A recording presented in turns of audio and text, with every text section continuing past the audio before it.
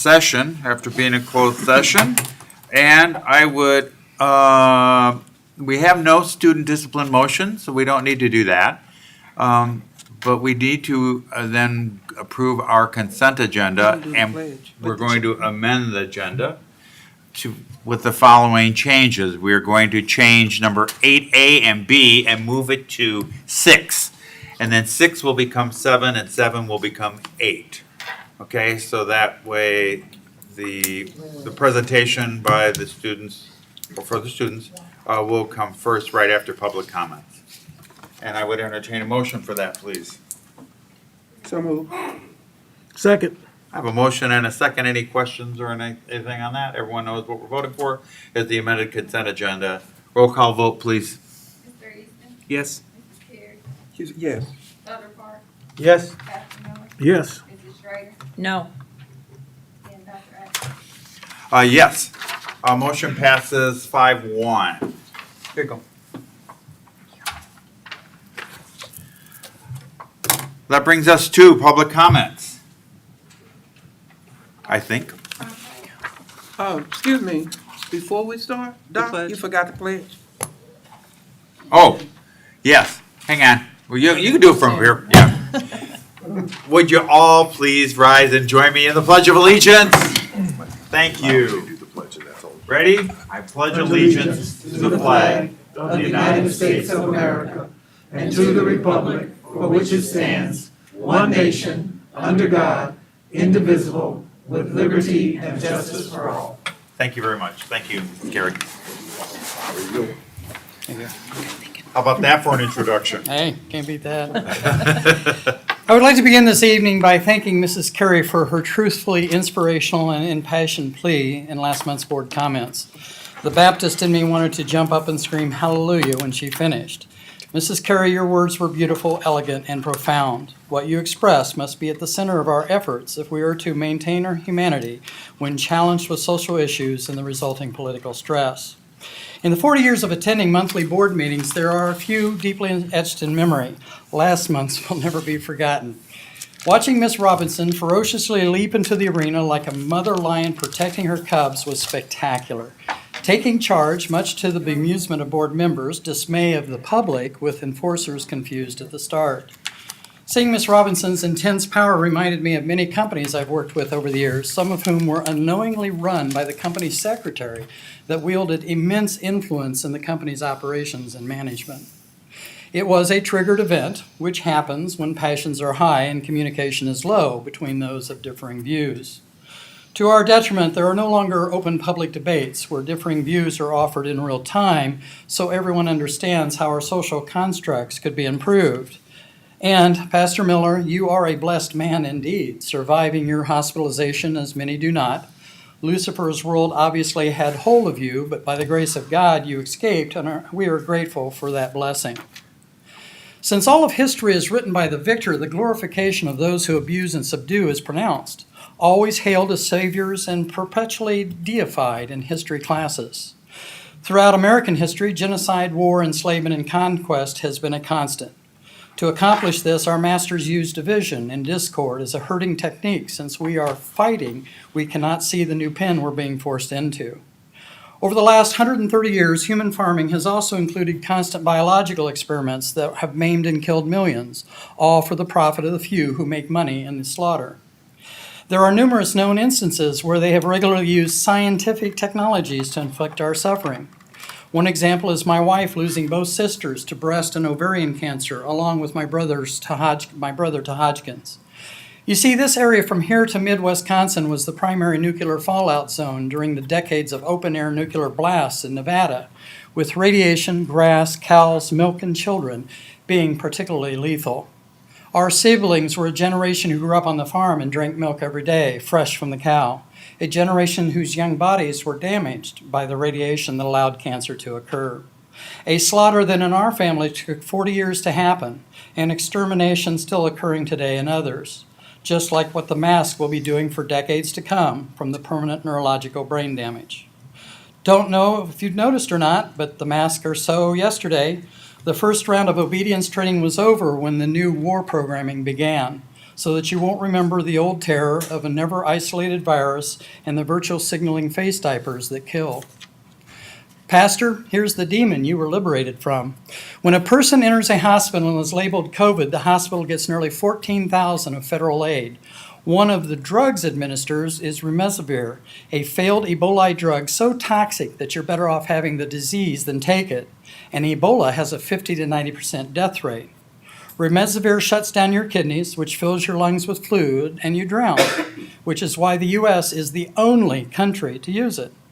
To help assist in the drowning, ventilators are used, which usually creates pneumonia all on their own. A good move financially, as it generates another $38,000 in federal corporate welfare money. You see, it all goes back to the capitalist model of farming humans for profit, which is why hospitals get a 20% bonus for ventilator and remdesivir combination protocol. Bottom line, if the illness can be drawn out long enough while precisely following all federal rules, hospitals can make between $100,000 and $400,000 of pure profit from our tax dollars, which goes nicely into few stock portfolios. Snarky, hadn't thought about that word in years. I knew what it meant when it was said, but I had to look it up to make sure since the application was mind-bending. Cambridge definition of snarky: criticizing someone in an annoying way and trying to hurt their feelings. Really? Are you serious? Repeatedly admitting the longing for, pride in being a bully? It's not something most people talk about, but it may explain some of what's been going on. Barry Johnson.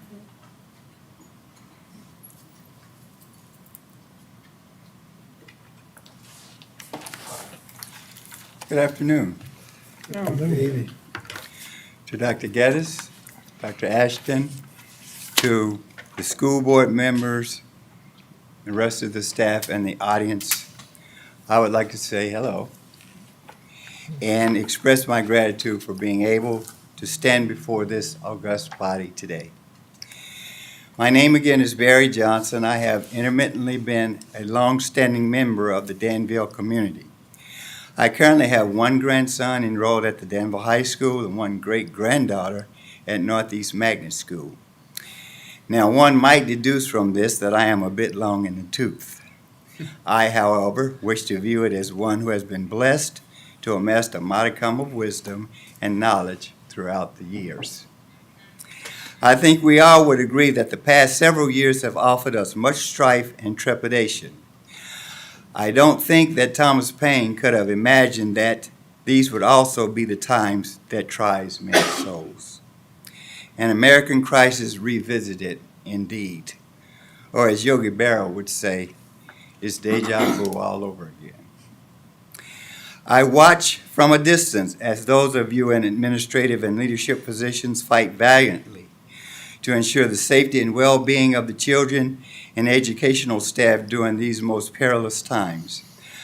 I've seen accolades dispensed sparingly to you, while rocks have been thrown profusely, deliberately, and freely as you attempt to calm the storms and right the ships over and over and over again, only to be bombarded by other storms that have nothing to do with COVID.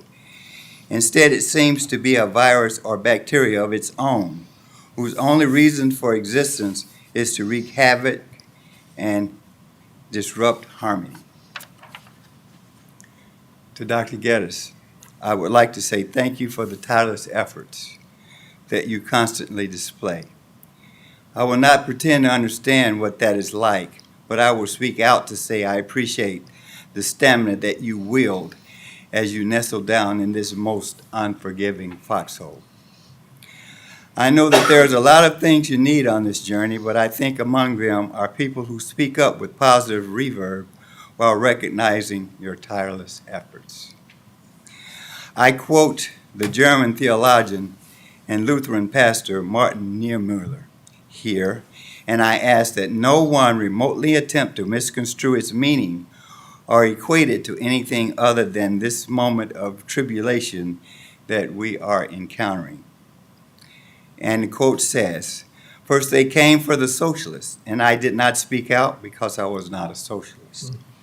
Then they came for the trade unionists, and I did not speak out because I was not a trade unionist.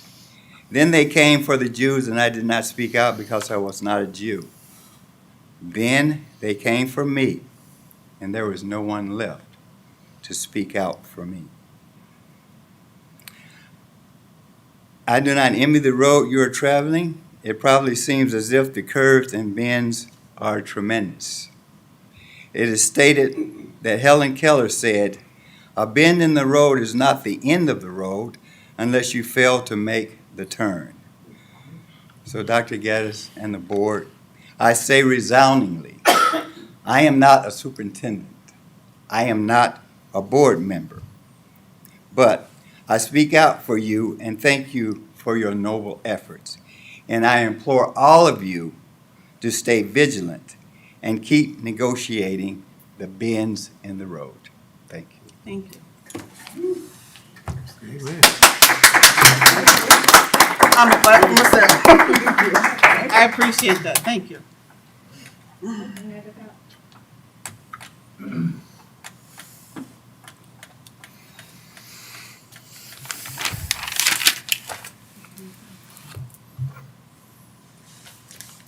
Hello.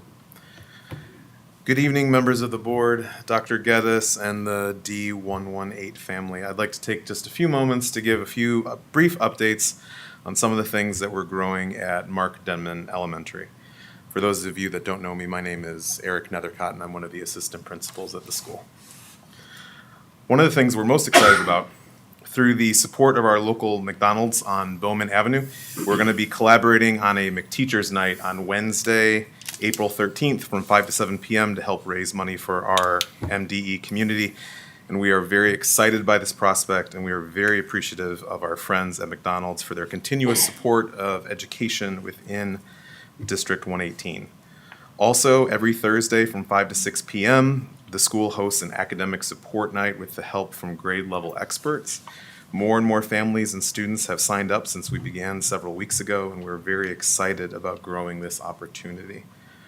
Also on a Thursday, our second grade will be setting up shop in our cafeteria as a culminating activity for their buyers and sellers unit on Thursday, March 17th from 9:30 to 10:30.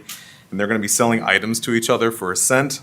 And all of the proceeds go to our pennies for the pantry drive with the dwelling place. So please stop by the school and bring your pennies. And finally, a special thank you to Pastor LaStan Hoskins and the Mosaic City Church for providing lunch today for the staff in appreciation for our work. We appreciate you very much as well. Thank you.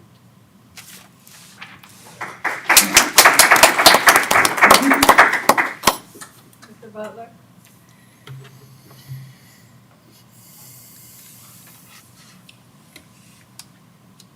Thank you. My name is Ed Butler. I am the NAACP of Danville, Vermilion County. I am also the manager of the Pandemic Navigator program that we have within our city, as well as Vermilion County, Region 6 within our city. Our job is to educate people about the vaccine, as well as the repercussions of the COVID-19. I'd just like to say that Mr. Berry, he inspired me tonight, and I am excited. So to our superintendent, board chair, and the board members, I would like to thank you for your leadership and your confidence in our superintendent, that as we go into a new phase of normalcy, all of the conflict that has taken place in the past year, it has been rough, and I thank Dr. Geddes for your leadership of trying to keep our kids safe. It would be nice if the people that were so negative, in turn, had something positive to say, some idea on how to solve different issues that they might have. But I say to you, Dr. G, keep your head up, stand tall, continue to be the superintendent, the mother hen that you are. Even though you made the decision to make the mask mandate a choice, it's good to see that some of our students have sense enough to know that this virus still exists. A lot of our students decide to continue to wear their masks. And a thank you goes to those students as well as the staff. Please stay safe. I admire our neighboring town of Champaign-Urbana. Some parents and the board put their left foot down and made the decision to wear masks until the end of the school year. I checked today, and we are moving to some normalcy, and that's because of these masks as well as the vaccine. I have here a report, and I get reports daily. And because of these masks, as well as the vaccine, new hospital admissions last 7 days, actual number was 3 people. New admissions per 100,000 last 7 days rated at 3.4. Percentage of staff inpatient beds in use by patients with confirmed COVID-19 the last 7 days has been 1.7. So these masks and the vaccine works. We are going to have a vaccine clinic March 26, 2022 at Mark Deming from 1 to 4. If you know of any students or staff or people that need the vaccine, please come. You can't tell me that the mask and vaccine doesn't help. It does. So Dr. G, with the positive people of this city, we will stand behind you. Just remember, I got your back. Thank you. I appreciate it.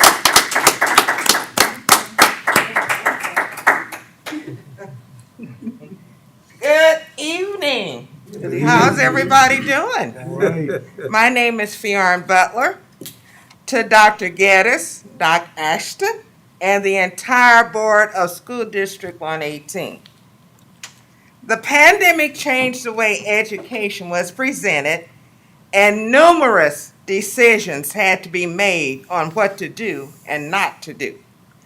I am here to commend Dr. Geddes and the board for a job well done, keeping the school district open and making all the decisions that you had to make to ensure the safety and protection of students, staff, and everyone involved in School District 118. There was an array of communication given to staff, parents, and also the media when appropriate, following guidelines. There's a saying that goes something like, you can satisfy some of the people some of the time, but you can't satisfy people all of the time. You did a good job and try very hard to satisfy following guidelines and being compliant. There will always be someone who feels like they have to analyze every decision, action, word, period, dot that you make in a negative way and never have anything, and I mean anything positive to say. It reminds me of the demonstration with the person with the dirty window. That person was so busy focusing on their neighbor's dirty laundry, but in actuality, it was not the neighbor's dirty laundry, but their dirty window that they were looking at. Every once in a while, it's good to do a self-check to see if there's something that you or I need to do different, or if there's something I can do to help the school district instead of trying to focus on negativity. No one is perfect, And if we believe we are, we're not telling the truth. Thank you again, Dr. Geddes, the board, and staff for working together. You may not always agree, but sometimes we don't agree with ourselves. I know I do about some of the decisions that I make. But those with positivity strive for end results of doing what's best for the students and staff, and at the same time being compliant. Blessings and double kudos to all of you for a job well done. Thank you.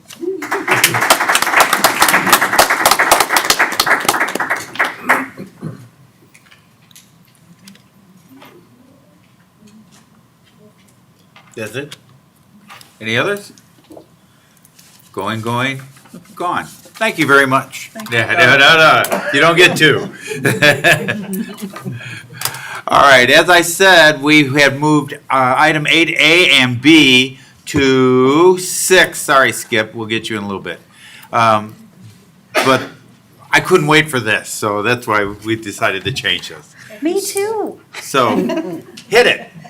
I'm very excited to announce to you today one of our fabulous science teachers. you are? Oh, I'm sorry. I'm Mary Ellen Button. I'm the director of curriculum. I Good figured. evening. Thank you. And I have before you Ms. Kirsten Walker. She's one of our fabulous science teachers at the high school, and she has some very exciting news that she would like to share with you.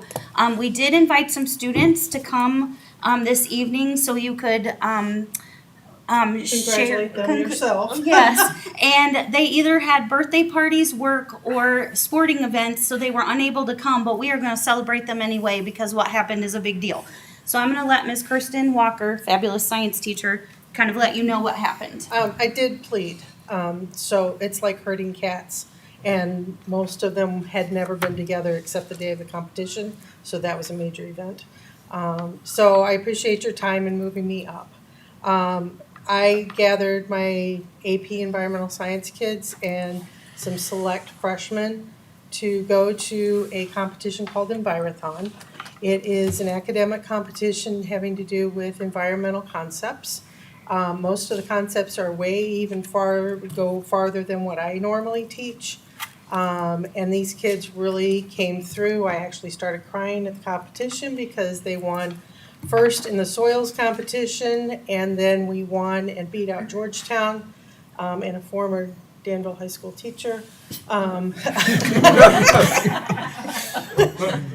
in the competition to be number 1 in Vermilion County. So I was very happy with them. They're amazing. So it was all because of them and because they trusted me to get them somewhere. And We do have a picture of your team. oh, you did find a picture, good. Yeah, so there was 15 students that went with me, and we had a blast. So I'm really proud of those kids, and I can't wait to continue this. And I plan to create a curriculum specifically for this competition so that they're better prepared than to have 4 weeks instead of an entire year to prepare for the competition. So they really were the underdogs, and they pulled through. So You did say 4 weeks. 4 weeks. Compared They to had- your competition. who had We only whole year. had 2 meetings in 4 weeks, and I just said, let's go have fun. And not only did we have fun, but we won those 2 things. So, Great job. and we were competing against 5 different counties. Excellent. Yeah, so it wasn't just Vermilion County, it was 5 other counties. So, and we have some surprise good news at the end too that we're really excited to share too. So our high school kids are doing great. I see those, Um, those pictures she has. Oh, I'm sorry, I meant to send them that way, I apologize. No. We're passing the pictures of your kids. Yeah. and those Well, are proud on, we did put those on social media, so I think they're still on the website and you can probably go back and look, but it And we'll get was, more pictures. yeah. Yeah, we're gonna get more. So, and we'll make sure those go when we get them. They're attached on board. Oh, good, okay. Okay. Thank you. Any questions? I would have loved to have told you guys these things. So there's the picture here said soils. What are the different? So the 4 different there's 5 different topics. Every year there's wildlife, soils, forestry, and aquatics. And I cover probably 3 out of those 4 with AP Environmental Science.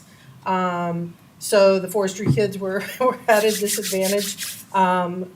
We had teams are in 5 people. So I had my AP kids, the top kids were team 1, they call themselves varsity. And then team 2 were my freshmen star students. And then the kids I had left over were the alternative team. And they really trooped through not realizing that they were gonna have to do this that day. They thought they were just gonna kind of hang out and they just had to take the test too. They didn't know that till that day and they still, did it without complaining and just had fun with it. So I was really proud of them. Might be a harder sell next time, but. Yeah, it might be a harder sell next time, but they'll be ready this time. And then there's a 4th rotating topic. This year was waste to resources. And I have an in on that because I used to work at the surveys at U of I, at the Illinois Sustainable Technology Center, and my partner is a chemist still there. So he does microplastics work and all that kind of stuff. So he kind of had a talk with us too. I find it kind of ironic that you won soils, right? Yeah. I'm thinking the other schools may have a little more expertise in They have soils FAA, than we do. they have FAA teams, Yeah. and we still beat out the But FAA team. That's how I go, okay, way to go. So we still beat out Georgetown.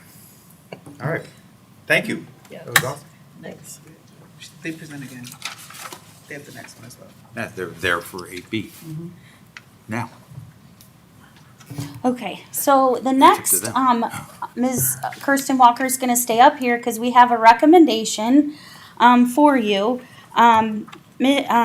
She would like to take the students next spring break, so a year from next weekish, Yeah. to Baja, California. No. Baja, Mexico. Baja, Mexico.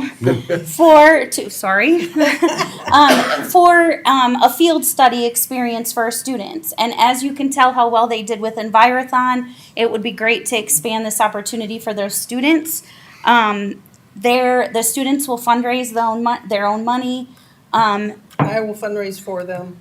I have some friends with money that love to give to education, so all I have to do is ask. And a lot of times they'll give me money. So yeah, it's good to have nice friends, isn't it? So this place, the company is called Ecology Project International. This past summer I went to Yellowstone National Park with the company, paid for it myself.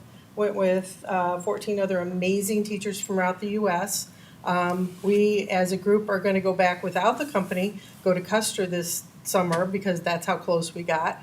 And we really do a great job of collaborating together on curriculum and how our trips apply and how we can apply that in classroom. I did use my Yellowstone experiences with both my AP kids and my biology kids, talking about trophic levels and ecosystems. Brought some paraphernalia back with me to show them the wolf packs that are actually there, talking about their genetics and everything. So the Baja trip is another trip that they offer. They have 5 different locations that they go where they take students and teachers. Anywhere from 4 to 9 days-ish, depending on where you're going, which Galapagos is a very popular one right now. But right now, the one I'd like to go to is Baja, California, or did that to me. I'm sorry. To Baja, Good thing we Mexico. don't teach geography. Right? Yeah, right. To Baja, Mexico, because this year the biology kids did talk about, we did learn about sea urchins and sea stars, and we did ecology through marine ecology. And this would be hugely applicable to what they have already learned, and they will be doing actual research for companies that are down there or researchers that are down there with different universities, depending on what the location is.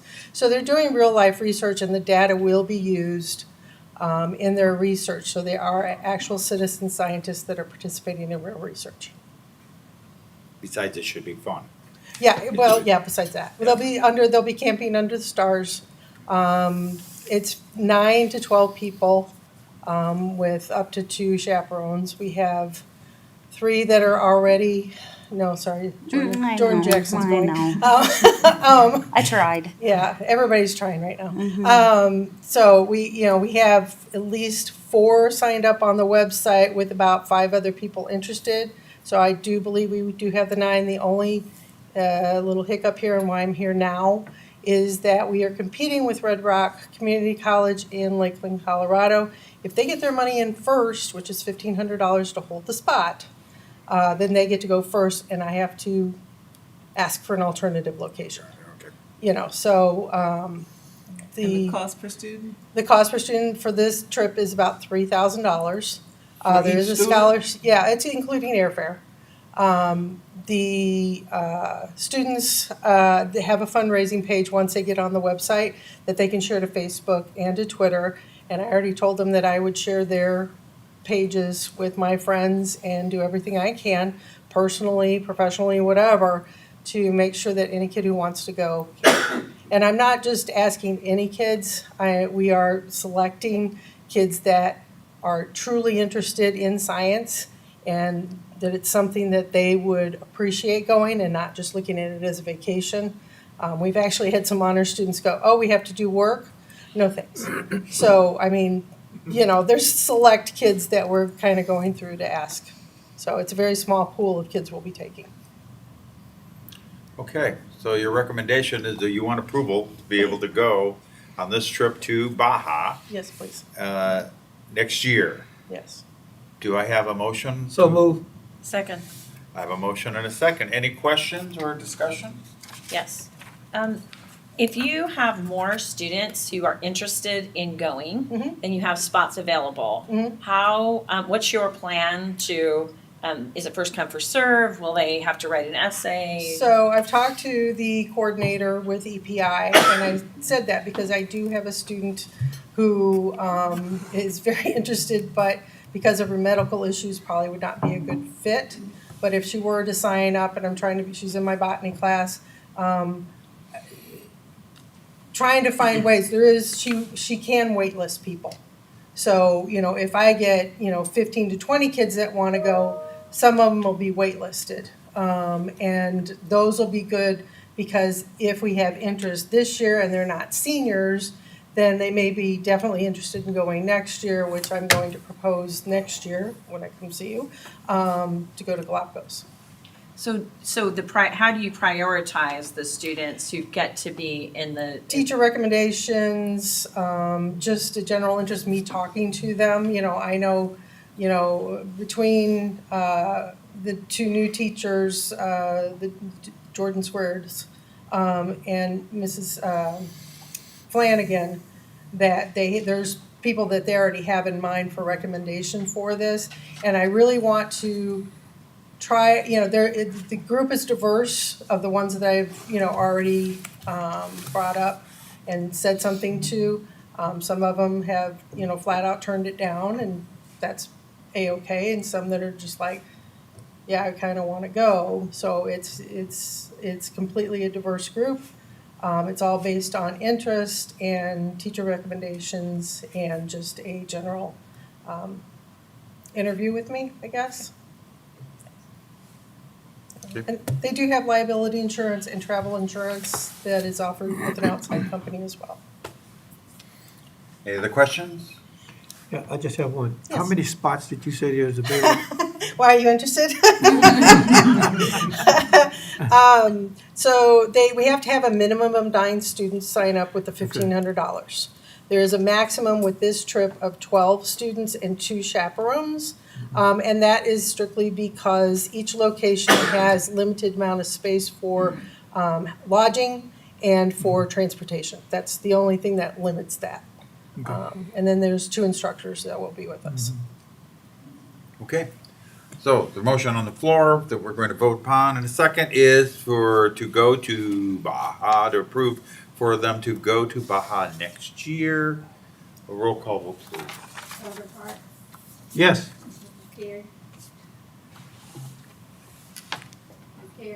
Oh, yes, I'm sorry.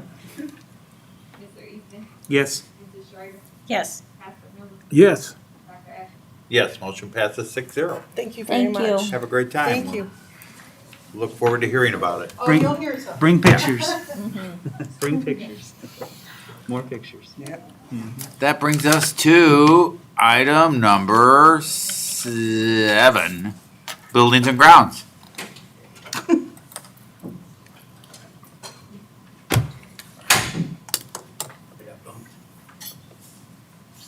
Good evening, Dr. Geddes, board. Evening. Good evening. My name is Skip Truax. I'm the Director of Building and Grounds. I'm here tonight to ask the board, I have a recommendation for the Southview HVAC upgrade and new classroom project. The company that was the lowest bid is United Mechanical Group out of Champaign for $3,189,000. Move approval? I move approval. Thank you. Waiting for a second. Second. Thank you. Now I have a motion, a motion and a second. Any questions or comments? This is the lowest bid. It is legal. Okay, just reiterating for everybody about the process that there's no fix-in on this. And it's a reasonably, as Mrs. Halloran is not here this evening, hope she feels better. She always loves to see if someone's local, but they didn't give us the lowest bid. But it is reasonably local because it's Champaign. So that's all. That's awesome. Okay, so we're voting for the upgraded new classroom project recommendation at Southview, and the amount is $3,189,000. Yes. Roll call vote, please. Yes. Yes. Yes. Yes. Yes. Yes, motion passes 6-0. Great, Thank you. thank you. And it is beginning. The work is commencing. It is happening slowly, but not slowly. It's gonna be an onslaught this year, isn't it? Of things that are gonna happen. I really am going to enjoy someone who has left Danville for a couple of years, or District 118, and then they come back in about 3 years and they look at what everything's going to look like and they'll go, holy moly, what happened? And I hope it's a good holy moly. But We'll have pictures in my next presentation, which will be facilities based. yeah. So I'm looking forward to it. I'm excited. It's Maybe not changed a lot in the 42 last 10, and we have a lot of new changes coming up. All right, that brings us to item number 6, 7, 8. Presentation on school data. Yes, that's you. Good evening, everyone. Speak up. So this evening, I have for you, I wanted, with the pandemic stuff, the masking stuff behind us, I wanted to have a conversation on what we have been able to accomplish in 7 years. For those of you who know, 7 is a complete number, right? A number of completion. Yep. And wanted to bring it about this year because when I came, there was so much negative conversation that I was just passing through. Y'all remember that? That I was just using this district to get to the next superintendency, and here I am 7 years later.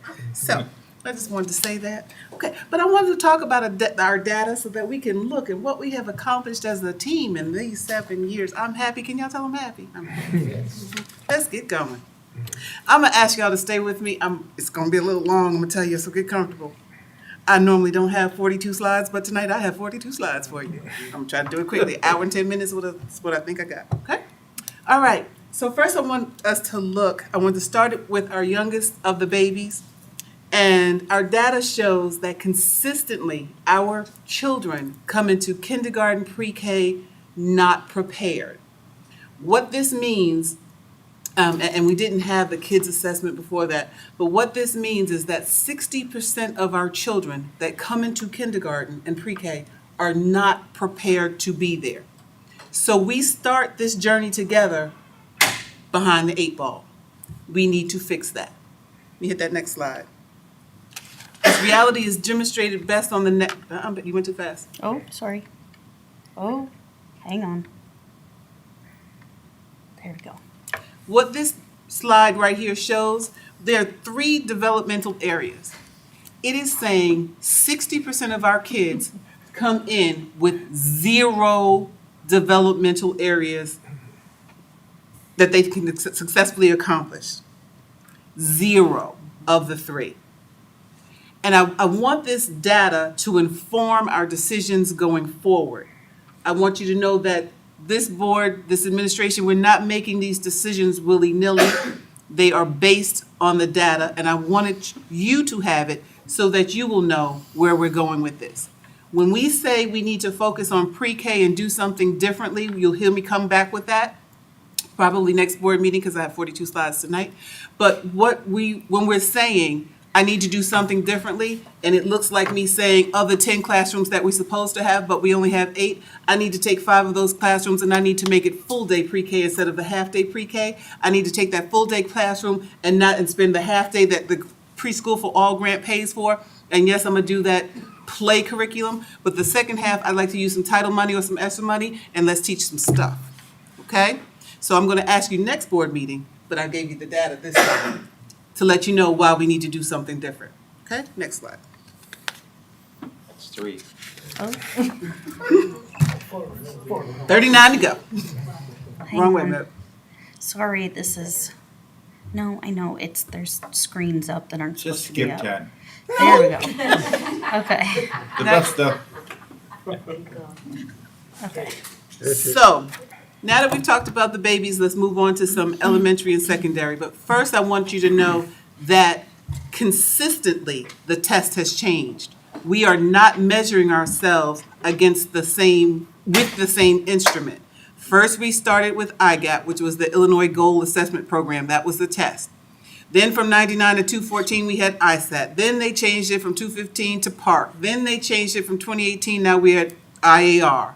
And they were already telling us that they're going to change it again. So when you see these numbers and you're going to see that we perform differently, actually our performance drops. We get them going. We understand the test. It takes about 3 years. We get it going and they change the test right at that benchmark and then we drop again. So I want to give credit to where credit is due to our teachers they stay in the battle even though we keep changing the benchmark, we keep changing the game on them. Okay? Next. Yep. All right. For high school, the tests also changed. First, we had PSAE. That was the Prairie State. Then 15, nope, we're not going to do any of that anymore. We're going to take the ACT and no longer include the PSAE. And then, nope, we're not going to do that. Now we're going to move to the SAT. All right, so when you see the numbers, all the tests are different. Got it? All right, Meb. Okay, so this lovely chart with the rainbow colors, it tells us how our students are doing with IAR, which is the Illinois Assessment of Readiness. So that's the one that was PARC, that was IGAP, that was ISAT, but that they sort of change how the test is given. And basically what this is letting us know in our language arts, so our reading, writing, those areas, that 17% of our students are proficient in that area, and that's represented by the green and blue lines. The level below it is the state. And what she needs to say with that is consistently for about 10 years, our district we stay the same. So what we do next needs to be transformative because it's a miracle given our demographics that keep changing and the mobility that has changed, except when we moved Southview and Northridge fixed that. But still, against all odds, our teachers have still managed to maintain. The goal going forward, I have 4 years left on my contract. The next 4 years, we need to shift. We need to be able to get past where we have been for 10 years, okay? What we started doing, some of the structures we put in place, we did the letters training. That's when you see those things come to the board, the letters, SMICKens, Study Sync, Avid district-wide. All those things have helped our teachers to be able to maintain and stay afloat with all the changes. That's language arts. Math. Okay, so again, this is the same chart as before, other than it's with math. And I'm gonna scoot up because I'm not remembering the numbers off the top of my head. It's 14% is of our students are meeting or exceeding in math. And it is lower than our reading scores, which is traditional, and COVID impacted math scores across the country as well. So it's an issue that kids need to be in school and exposed to math to continue to be successful with it. So, and again, this is an area where we've just kind of gotten to this level and maintained. We put in some strategies in place. I wanted to list them. I wanted this academic portion to go first because I want you to hear me acknowledge that we have work to do in these areas. I'm not sugarcoating it. I'm not glazing over it. I got it. We need to fix this. I got it. So I wanted to acknowledge that up front, okay? SAT. Okay, so this chart looks a little bit different. This is our SAT data, and the blue line that kind of separates the bars is the COVID year when we didn't get to take the assessment. And so what that's showing is that we average between 16 and 17% proficiency on ELA, which is similar to what we're getting on IAR. Once again, our numbers, they just, academically, it looks stuck. And we need to fix it. We'll come together, teachers, administrators, we will come together and figure out and come to the board with does it look like grade centers? Does it look like, something different? We'll come with some solutions that we need to shift the barometer. Got it. Roll Tide. Yep. Okay, this is math, the same data or the same type of information about SAT with math. And unfortunately, that's a little, as it is in IAR, that's a little more dim than reading. And our last test that we took in 2021 was 4% of our students were proficient in math on the SAT. And again, the blue line represents that we didn't take it that year. And it was around 10% the year before. So, and we kind of stayed at that level. So hopefully we'll rebound a little bit now that we're back in school a little more consistently. Again, the strategies, you guys know them, just wanted to acknowledge them. Neb? This scatter plot, so first of all of this data, you can pull it up yourself. It's from the state board, and I wanted to use it because you have to know, I can't manipulate it. I can't make it say what I want it to say. You can get it just the way I can get it. So that's why I'm using their data and this information. This scatter, I'm not happy. I told Meb I'm not happy because what that said, and I'm gonna let her do it. But when you look at the red dot, that's where we are. This is the poverty line and this is the progress line. So what it says here with a district, those with similar poverty numbers, some of them are outperforming us, too many for me, because I'm competitive. And then going this way, there are districts with higher poverty, and I keep saying, there's some of them that are outperforming us, and they have a higher poverty level. We need to do something differently. So that was the IAR. What's the next one, Meg? That was ELA, and this one's math. Same concept. Okay? All right. So here's our history. The asterisks you'll see are when they changed the test. 2012, we had a proficiency level, for my time, proficiency level of 65%. Something happened between FY12 and FY13 because the proficiency overall dropped in half. Somehow we're starting to rebound, but soon as see where they changed that test in 2015, before I got here, and it dropped, it cut in half. 18% of our students were at proficiency level. It started to decline. New test, we're learning what it is. We start to rebound. We're at 15, we're climbing out of the hole, 17. What do? Change the test, we drop back down to 14. All right, new test. We're now down again, 12%. These numbers are not good, I got it. But you can see consistently our teachers, they work hard, they learn the new information. This is what we're teaching. Okay, they get it. We start to get a rhythm, and they change the test on them, and we drop again. and they're gonna change it again this year. Okay? I'm ninth grade on track. They changed how the test was scored. The light green is District 118, dark green. We know 2021 was a COVID year. We had put some things in place, started with Kim Norton, fortified with Ms. Cherry, so that our students, that we could focus on them coming in at high school. The extra supports, you know, we do the whole cheerleading thing, and then DeMarco focus on, see, our numbers were moving. We were headed in the right direction, and then COVID hit and we fell back down. We will need to regain this strength because this is important to get them to graduate. Next one. AP. Meb? Yeah, so if you heard Ms. Walker speak about the AP bio classes, what's really exciting about this, the bottom row is 2016 and the top row is 2020. And these are the classes that she was talking about specifically for science. And if you notice, what's happening is more students are taking those classes at younger ages. And more students overall are being exposed to them and taking them, which is great for our community. It's great for our district. And even though the numbers in grade 12 drop off, what's happening in that situation is a lot of them are taking dual enrollment classes because they recognize that those classes, if they are successful in them, it's automatic transfer of college credit. And the AP, you can also get college credit for AP, but sometimes it's each college handles it a different way where the dual enrollment classes are typically pretty consistent. So this is a success point. The fact that we're exposing more students to AP work, we should celebrate that. I got it. We also need, what I will come to the board and ask is we need help in our data reporting.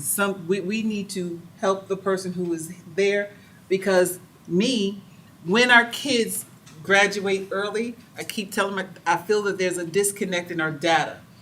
We have a large number of students who graduate early. And I don't think we're getting credit for it. And I think, in fact, we're actually getting dinged for it because it's affecting our graduation rate.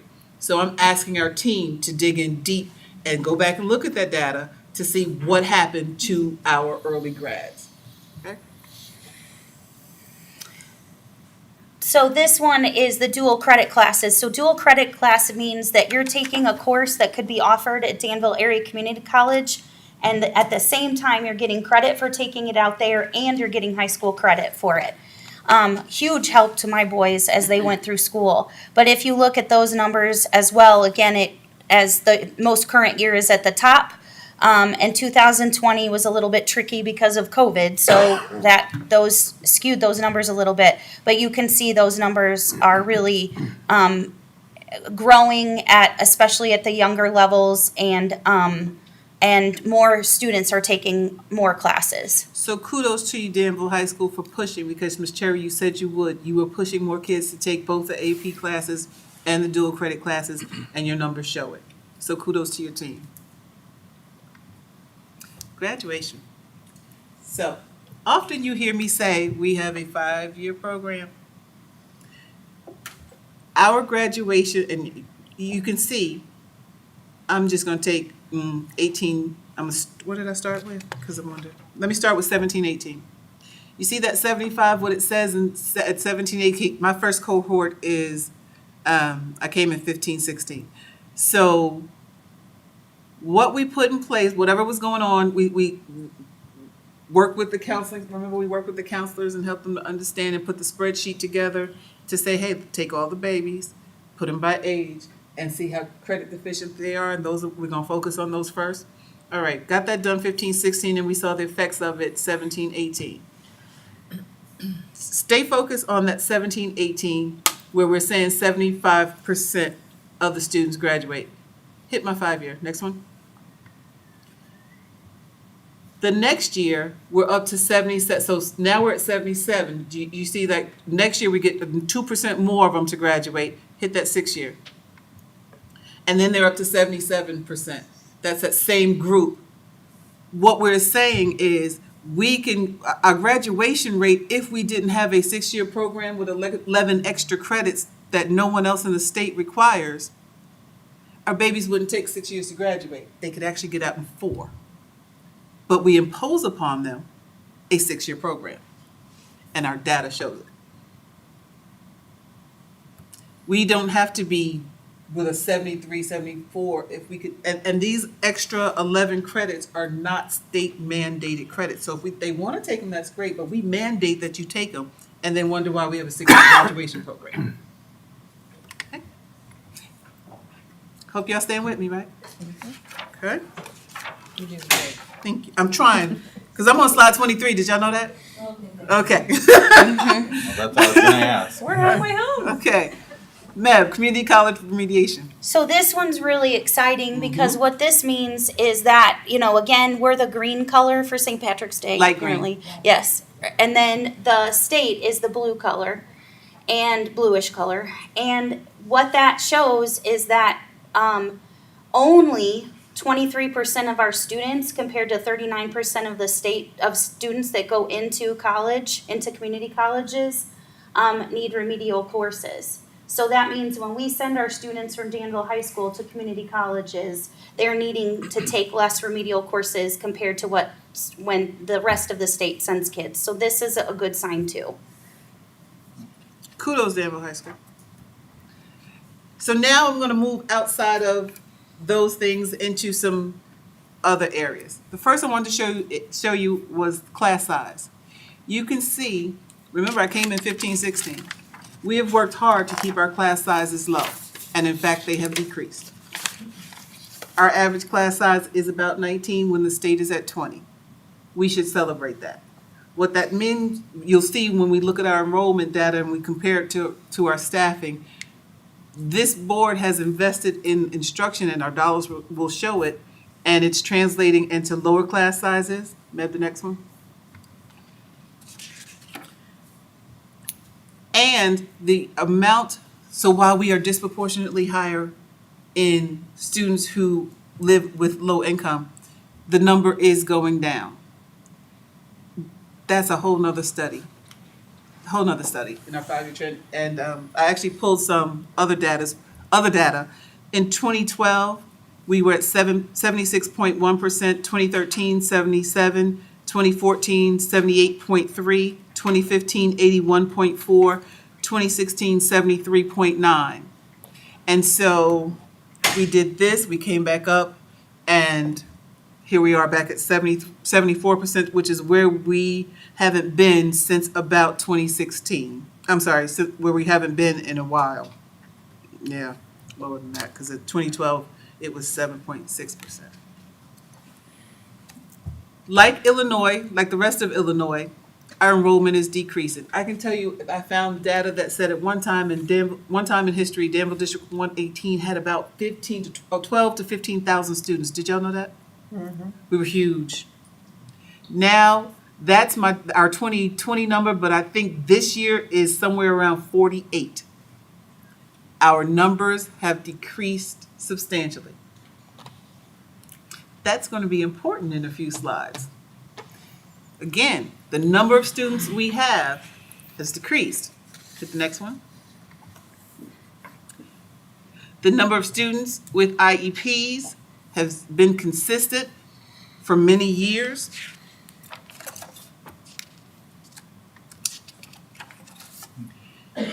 Our homeless number, kind of all over the place. They started tracking it in 2013. We were at 1.7%, 2014, 2.3.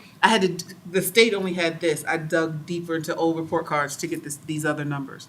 2014, 2.3%, 2015, 2.2, 2016, 2.6, and then Kelly rounds up. So 2017, it was like 1 point something, 2018, but at 2021, our numbers are registering at just at about 1%.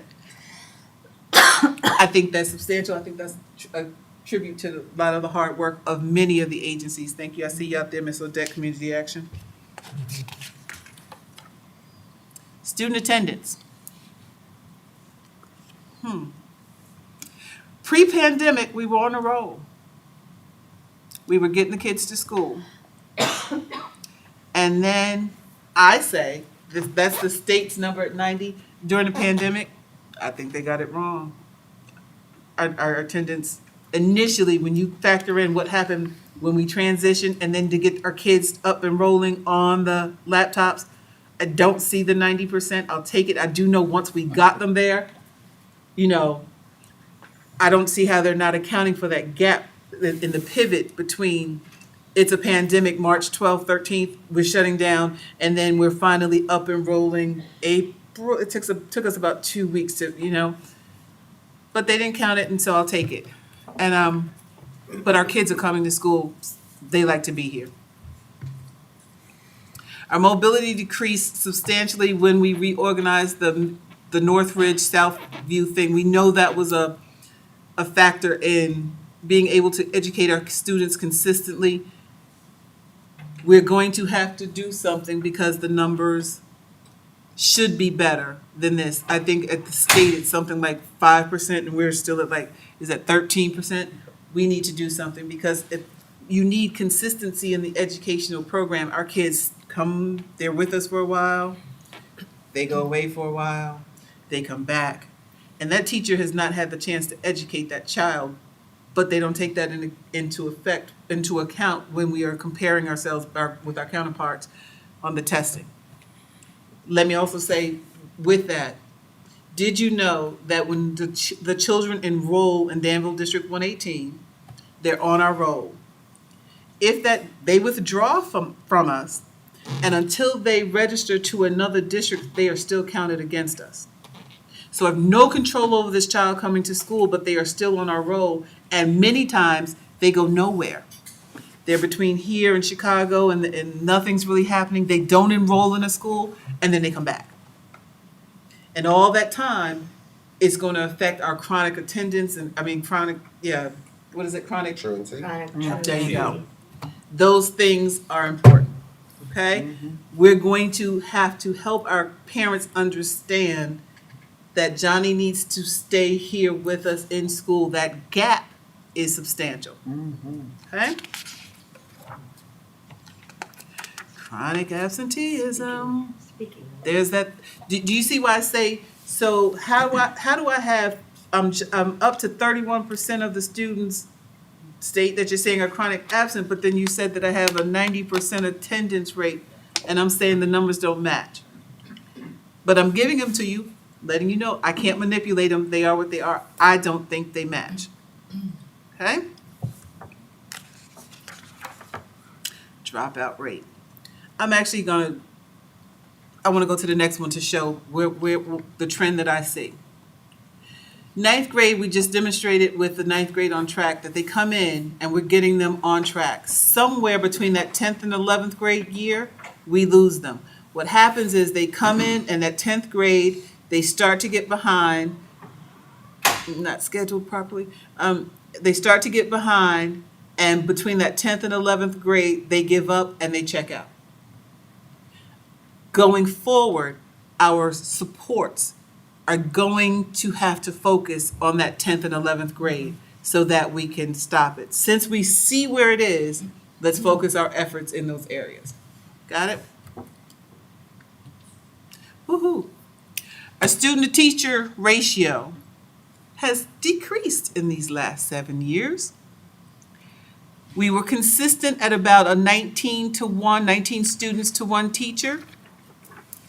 We have been below the state average for what? 1, 2, 3, 4, 5, 6, 7 years. Good job, D118. This is not, I like this. Let me tell you what you're looking at. So I've heard rumors of the mass exodus since Geddes got here. I heard it. I want you to know I heard it. I want you to focus on 2016 when I came, and I'm looking specifically at the teachers. It's the bigger number. When I came, we had a retirement incentive in place. And so many teachers took advantage of it. That's why you see the 36, the 34, the 41. They were all entitled to the retirement incentive, and they left. However, now you see our teachers are not leaving us in droves. There is no mass exodus from Danville District 118. In fact, if you look at the bottom, you'll start to see those numbers of the teachers who are returning. Those retired teachers who are now subbing for us. They're starting to come back. So there is no mass exodus. Okay? Our teacher retention rates. So in 2014, I actually wrote those numbers down for myself.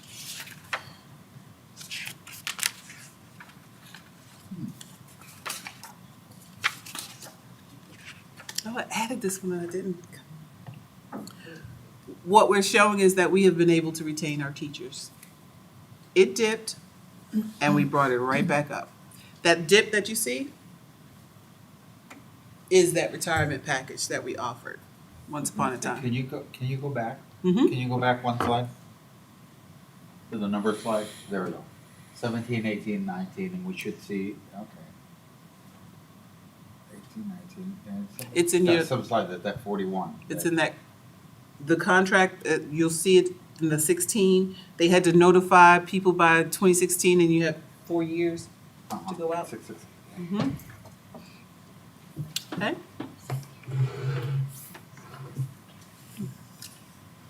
What number are we on? We are on 37. 37. Oh, there's only 74. So, where you hear of morale is low in other places, yes, there are some days when we're not doing well as a family. I get it, but our teachers come to work, and I want to give kudos to them. Our teachers come to work. Oh yeah, look at that, last couple of years. So, I just wanted to dispel that rumor about Danville District 118 teachers. Thank you. Next. Salary, here's where we have some work to do. What I saw in this trend is that it has taken us back in 2012, I don't know what was happening here, but our salaries were high, and it has taken us to 2021 to start to get up to where we were in 2012. You're going to see this for my teachers, and hit the next one, please. And our administrators. So when you hear the stories about Danville District 1, how our staff right now, we're at 2012, they were higher than they are now. And again, I didn't do this data. Go, Go back. go back. Mm-hmm. Go back, I'm sucking this up. I know I can read them, but later, and I will. Okay. Mm-hmm. Oh, because, I know, because it's, okay, we got it. 2012 They is long, purged. long before my time, No, so but I it was the purge. and I think there was something where salaries were frozen for a while, and then you had to double block, move down or something. Mm-hmm. And The the retirement, and the retirement incentives for the, yeah. But go back. So what I see again is no. Go back to the administrators. Okay. The average salary of our administrative team is less than it was in 2012. Okay, next slide, please. This is adjusted for inflation. Nope. Actual hard data numbers. Mm-hmm. So let's. This is an open meeting, so I won't say anything. This is. Let's talk about. I know when I came, I asked the Board of Education for 2 positions: an assistant soup of secondary, and assistant business director. And I have heard it forever. She has so many administrators. Well, you can see here that we don't. I do believe in you'll see, while the number under assistant soup directors may be one higher, I'll take 3. Let's go to that column that says program coordinators. At one time, there were 10. I asked for 2, where there were once 10. And when I brought those 2, 13. I promised Frank Young that I will make the money in his district to cover those 2. Next slide, please. Let's talk about it. What this says is we now bring in $10 million more than we did 10 years ago. $10 million more, and we collect $1 million less in local revenue. That would be from the taxpayer. My first year, you will see a $1 million increase. I asked for $180,000 in salary, and I brought this district $1 million. I covered it. The next year, I brought the district $5 million more. Next year, $4 million on top of that, and now let me just jump, because y'all do see that 14 million. I know y'all see it, when there's 14 more than we were making 10 years ago. And we have about 4,000 less students. Let me say it again, because you know I was coming back to it. We have about 4,000 less students. We make $10 million more, and we're collecting $1 million less from local revenue. We do know I have a money background. We understand. So, thank you. I'm gonna take that. I'm gonna take it. Worked hard for that one. Some people would say, though, the inflation. No, they're not. No, not giving it to them. I'm here, this is why I'm here, we do this game all the time, don't we? You're not. Yeah. Let me tell you what that is. That is because although there's lots of complaint about taking the state's money, every time they call, I show up. I'm on every committee. I got 3 more letters and they want something, I show up. And what that translates into, we make $10 million more. So whatever administrator I asked for, I covered it tenfold. Yeah, I have to agree. With less students. With less With less students. students. So that's, Let's talk about expenditures. Next one, please. This is, I moved ahead. Oh, I'm okay, you sorry. did? Okay. So what this says is that our focus in these last 7 years has been on instruction. We spend more on teachers because administrators separated. It's that small, see how that's gone from 6 way up to 4?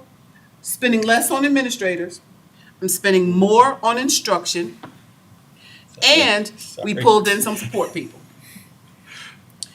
To tell you the whole story is that we spend $2,000 more per student on instruction than we did 10 years ago. You told me that was the focus. That's where I put the money. We're making it happen. Yes, that other page is going to be the front cover of my resume. You are absolutely right. I told Doc that. I'm gonna have my picture and that sheet. Because that's a boss one right there. Now, I've been happy about that sheet, that page for about 5 days. I couldn't wait to get here. So, wanted to give you a complete picture of what has happened in the 70s. There is no mass exodus. The money, I brought the money to cover my 2 people that I brought. Took care of that Frank Young acknowledges year 1. So we can stop that conversation. I don't have a bunch of administrators. In fact, if you want me to give those 2 back and take the other 10, I'll be happy to do it. So please, let us stop that. Oh, she's retiring. That's the only reason I can say it now. She's retiring. Let us move. We're focusing the money on education. We're focusing on the children. We need it. We've been able to hold the educational program steady in changing times, changing tests, COVID. Teachers have done a phenomenal job. Now that is behind us, it is time to move forward because I need those numbers to change. Amen. So we will be coming to the Board of Education asking for transformative changes. Yes, I'm gonna come to you about that pre-K center next, not the pre-K, but the change in pre-K and cover the $300,000 because we could afford it. A full day. For a full day program. Yes. It's going to be things like that, and we will start to bring that to you. Normally I do this presentation in June, July, whatever, per my contract. I wanted to move it ahead so that it will inform the decisions that we're going to ask for going forward. With that, finally, I wanted the teachers, I've heard all this buzz about Gary Brooks and how they love him. And I thought this video, when Meb showed it to me, I wanted the teachers to know we got it, we hear you, we know the students are different. We absolutely know that you are not teaching the same students that were once before us. And I thought, when she showed it to me, this video summarizes it. He is from Tennessee. He will have a southern drawl. Get over it. But this guy, I wanted to share it with you so that you can see what our teachers are up against. Role Okay. play. I'm gonna I mean, make roll one tide. little, oh, Annette. Okay, close it completely, Can I right? ask one question before you do that video? Mm-hmm. When you talk about the 11 credits that are unnecessary, is there going to be a committee put together to look at that on the high school level? We- Because We can actually reconvene it because we presented it one time before you came to the board. We will absolutely reconvene it and bring it back to you guys again. Okay, okay. Okay, so it's gonna take a little bit of adjustment because this video is only available on Facebook, so just bear with me. And you stay right here. Okay, Click that part and it'll do it. there we go. No, it's like there's some and we are hoping there's not an ad, but hang on. We've never Just to seen be an an ad educator, before. and she was just not getting it. I had a conversation today with a friend about how stressful it is to be an educator, What? No, I just have to, and she was just not getting it. And I realized what was going on. She's only dealing with her paradigm, and her paradigm of education is what she went through in elementary school, middle school, and high school. You see, this is her paradigm, and this is probably your paradigm unless you're an educator.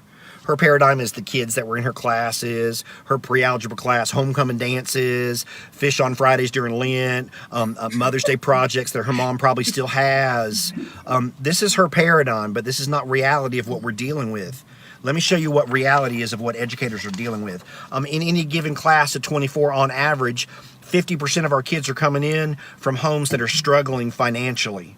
In many schools, it's 100% of those kids, and these kids are coming to school hungry.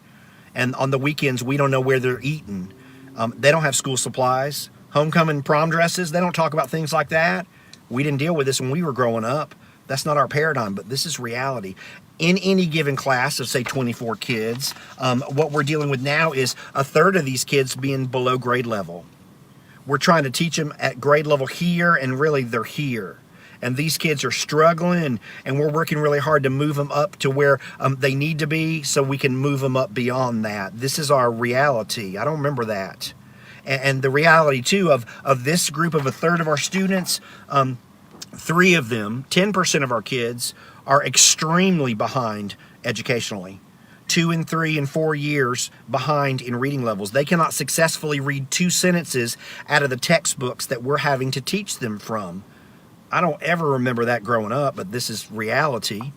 And reality these days is that 1/10 of our students, 2 or 3 in every single classroom, are coming in with severe mental health issues.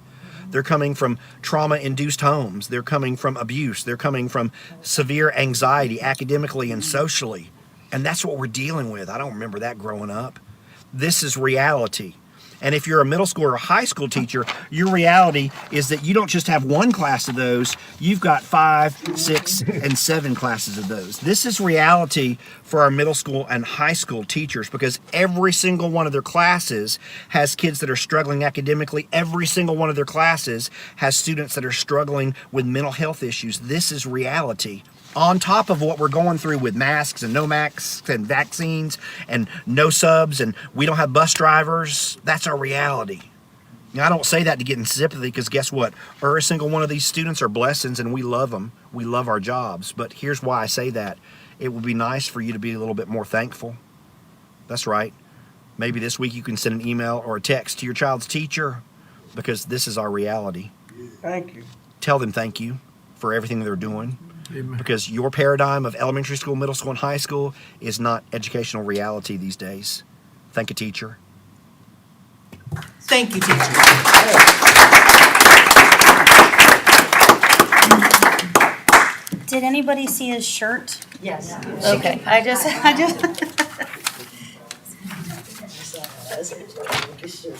He didn't have an accent. Did you? And that's part of his persona when he does speaking. He changes his, when he does his principal's job, he sounds like you and I. But when he talks to teachers and he is being comedic, then he changes a little bit. So he had that a little bit mixed in there. This time, it was, you can always tell when he's being a little more serious because he kind of loses the goofiness. Does he always do it in his car with a Yes. GoPro? Or Yes. Really? He's always on the run, going to places, and, I mean, he's why waste hysterical. time, right?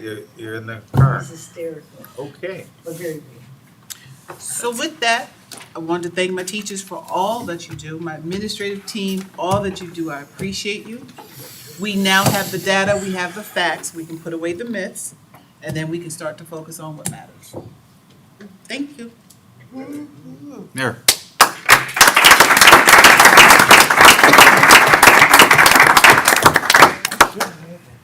Good news, there was good news in there and hope for our future and also addressing that some of the stuff, like I said, some of the numbers suck. I mean, it's honest. I mean, that's what we like to see. So, that we know that we have, look, there's no secret, we have room for improvement. But we want to improve, and I think we're all on the same page there that we want to at least provide what is necessary for that improvement. So we look forward to, I won't speak for the rest of the board, but I'm looking forward to what we need to do to get things going. And I'm just going to make one editorial comment here, that a lot of this is done, and a lot of the work that has been done and skipped has been done without our strategic plan in place. That we haven't had our strategic plan put together as other districts have, that the administration has actually strategic planned for us this last 2 years or so. So, which I appreciate, being a board member, but we're gonna help you all get back on the track here and put our strategic plan together and align them with our goals that we have just set, and then hopefully get that done by the end of this year so that we have the next 3 or 4 years together, that we all know kind of look the roadmap of where we're going to be going in the next 3 or 4 years. Because now we've kind of done it and we've just reacted. And in all fairness, COVID would have probably taken a strategic plan and blown it off the face of the earth anyway. So if one good thing happened, is that we'll hit the reset button, put everything back together, and hopefully we'll all be on the same page for the next few years here, and look forward to great things happening. Because obviously, even without a strategic plan, our staff has done a remarkable job, and in the face of unbelievable things that have been thrown before you. So I, for one, am very appreciative of that. My time's up. Yeah, my time, and I hit it right on the. So anyway, that brings us to our next item, number 9, educational support. Nia, you coming on up? Good evening, Dr. Gaddis, the Board of Education. I'm Kelly Truex, Director of Educational Support Programs, and I am super excited to have Nia Hamilton here with us today. She is our Central Intake Coordinator for our Birth to 3 program, which when I first came into the program, we had one home visitor. I don't think we had a central intake person. Now we have 2 central intake persons and 5 home visitors. So it's grown quite a bit. So Nia's going to share some of the updates on iGrow and Birth to 3. Again, my name is Nia Hamilton. Thank you, school board members and community members, for letting me be here. I wanted to take this opportunity to share and to celebrate a few achievements that I've accomplished within the iGrow program. iGrow, formerly known as the Maternal Infant Early Childhood Home Visiting Program, also known as McV, which is hence the reason why we changed it to iGrow for marketing purposes. It began as a joint grant with local agencies that provided home visiting in Vermilion County in 2012. As a coordinated intake worker, I streamlined referrals to local home visiting programs and strengthened community connections. Since 2012, I have made and maintained at least 13 partnership agreements throughout the community, with the latest 3 being the most influential. She's so excited. Yes, I am. I've been very excited to present this. Of the approximately 22 iGrow sites in the state of Illinois, we're the only one, can I emphasize only, the only one that secured and expanded a partnership with our local public aid office, which is growing strong 5 years later. Most recently, our team's continuing quality improvement project was to partner with the Women's Infant and Children's Program, also known as WIC, and OSF. We accomplished our goal of increasing the number of referrals from both agencies within 2 weeks of meeting with decision makers.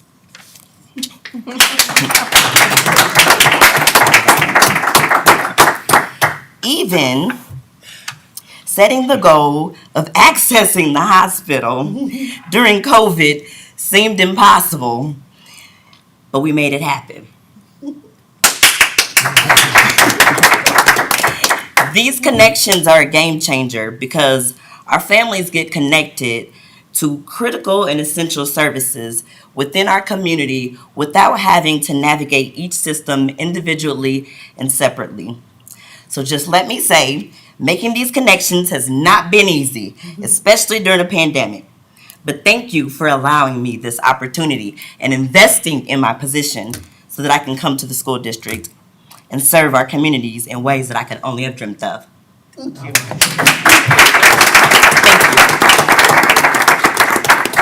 The day that she found out that she had the partnership with OSF, as she ran up to my office, was in tears and jumping up and down, excited. Great job. She didn't tell you that she's worked 5 years to get a partnership with them.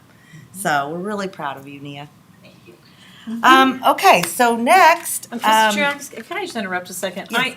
Having taught GED in the community, I saw many of the mothers who were part of this program, and I can tell you, they sung the praises of the program from your client end of it, and their kids. I held enough little babies that their children really impacted, their families really impacted. So, I mean, not just like numbers, these are human lives, like some of the stuff that Dr. Geddes was talking about here with readiness. We are getting it done here in Danville, and I am just so proud of you, and I'm proud of the district.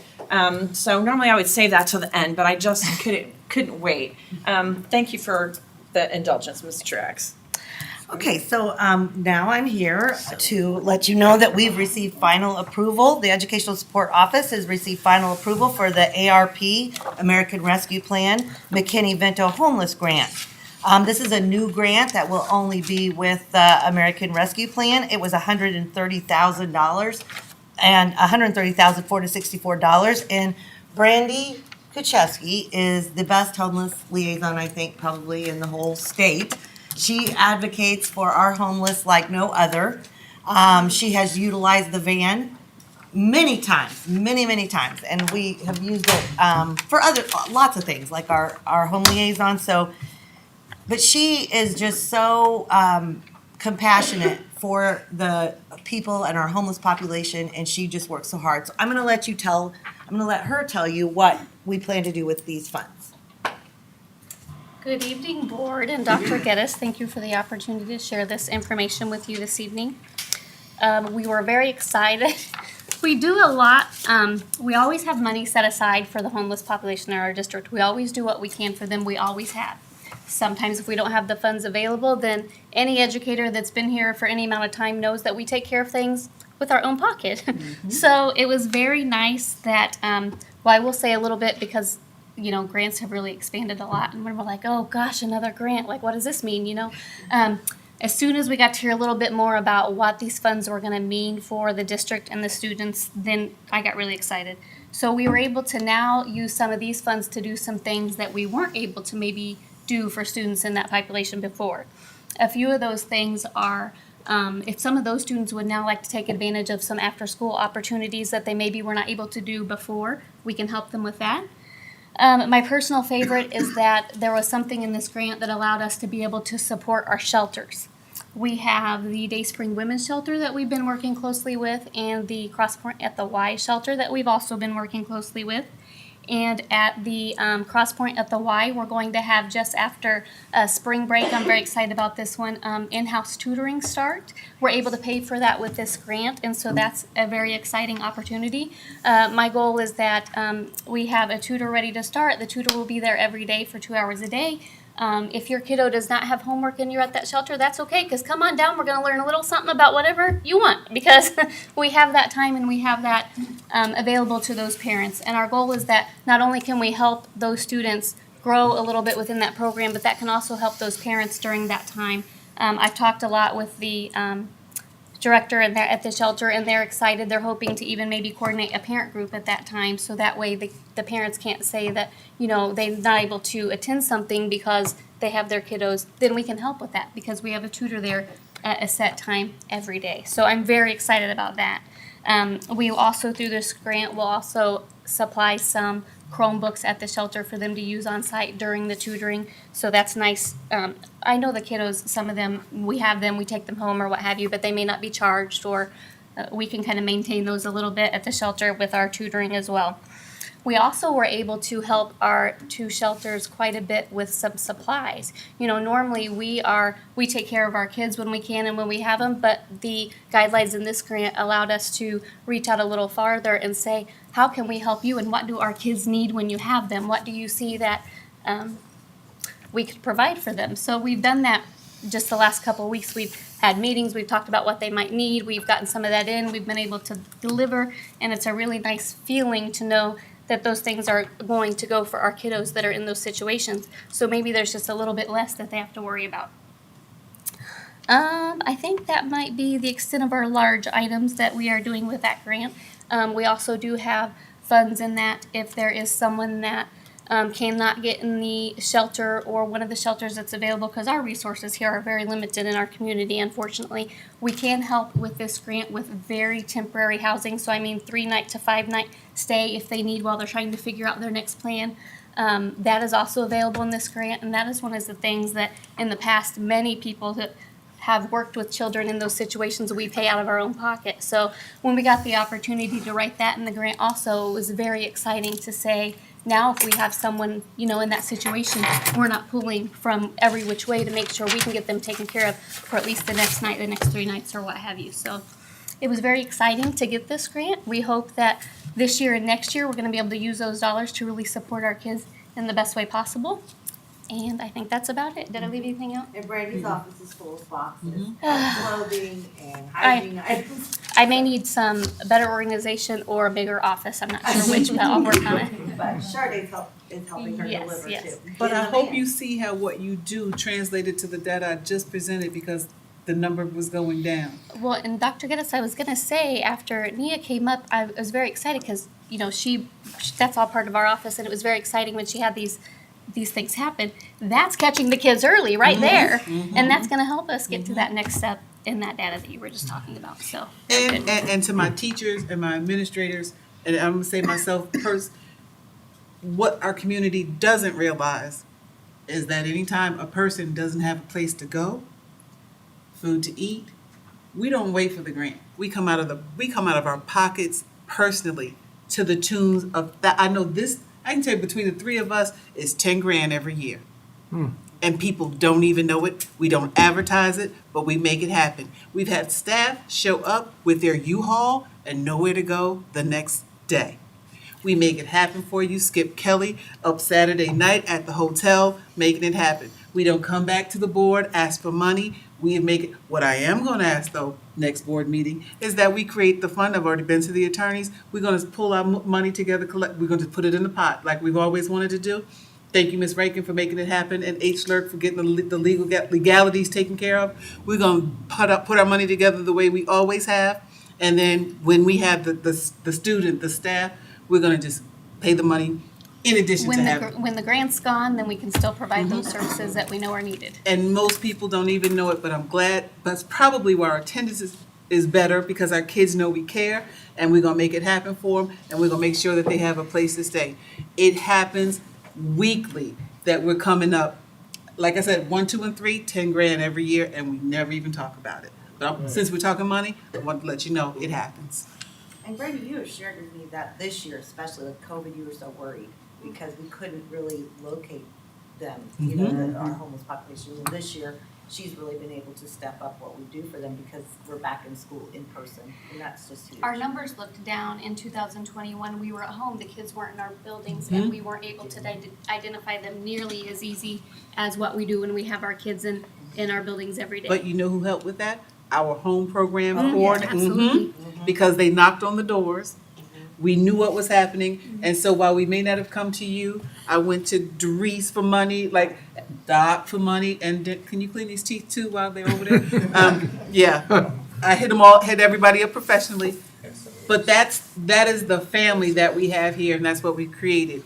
And we don't advertise and get no credit, but since this is the advertising hour, I'm going to tell you thank you for all that you do and all the money that you give out of your personal pockets. I appreciate it. Amen. Is that a one-time, one-year grant?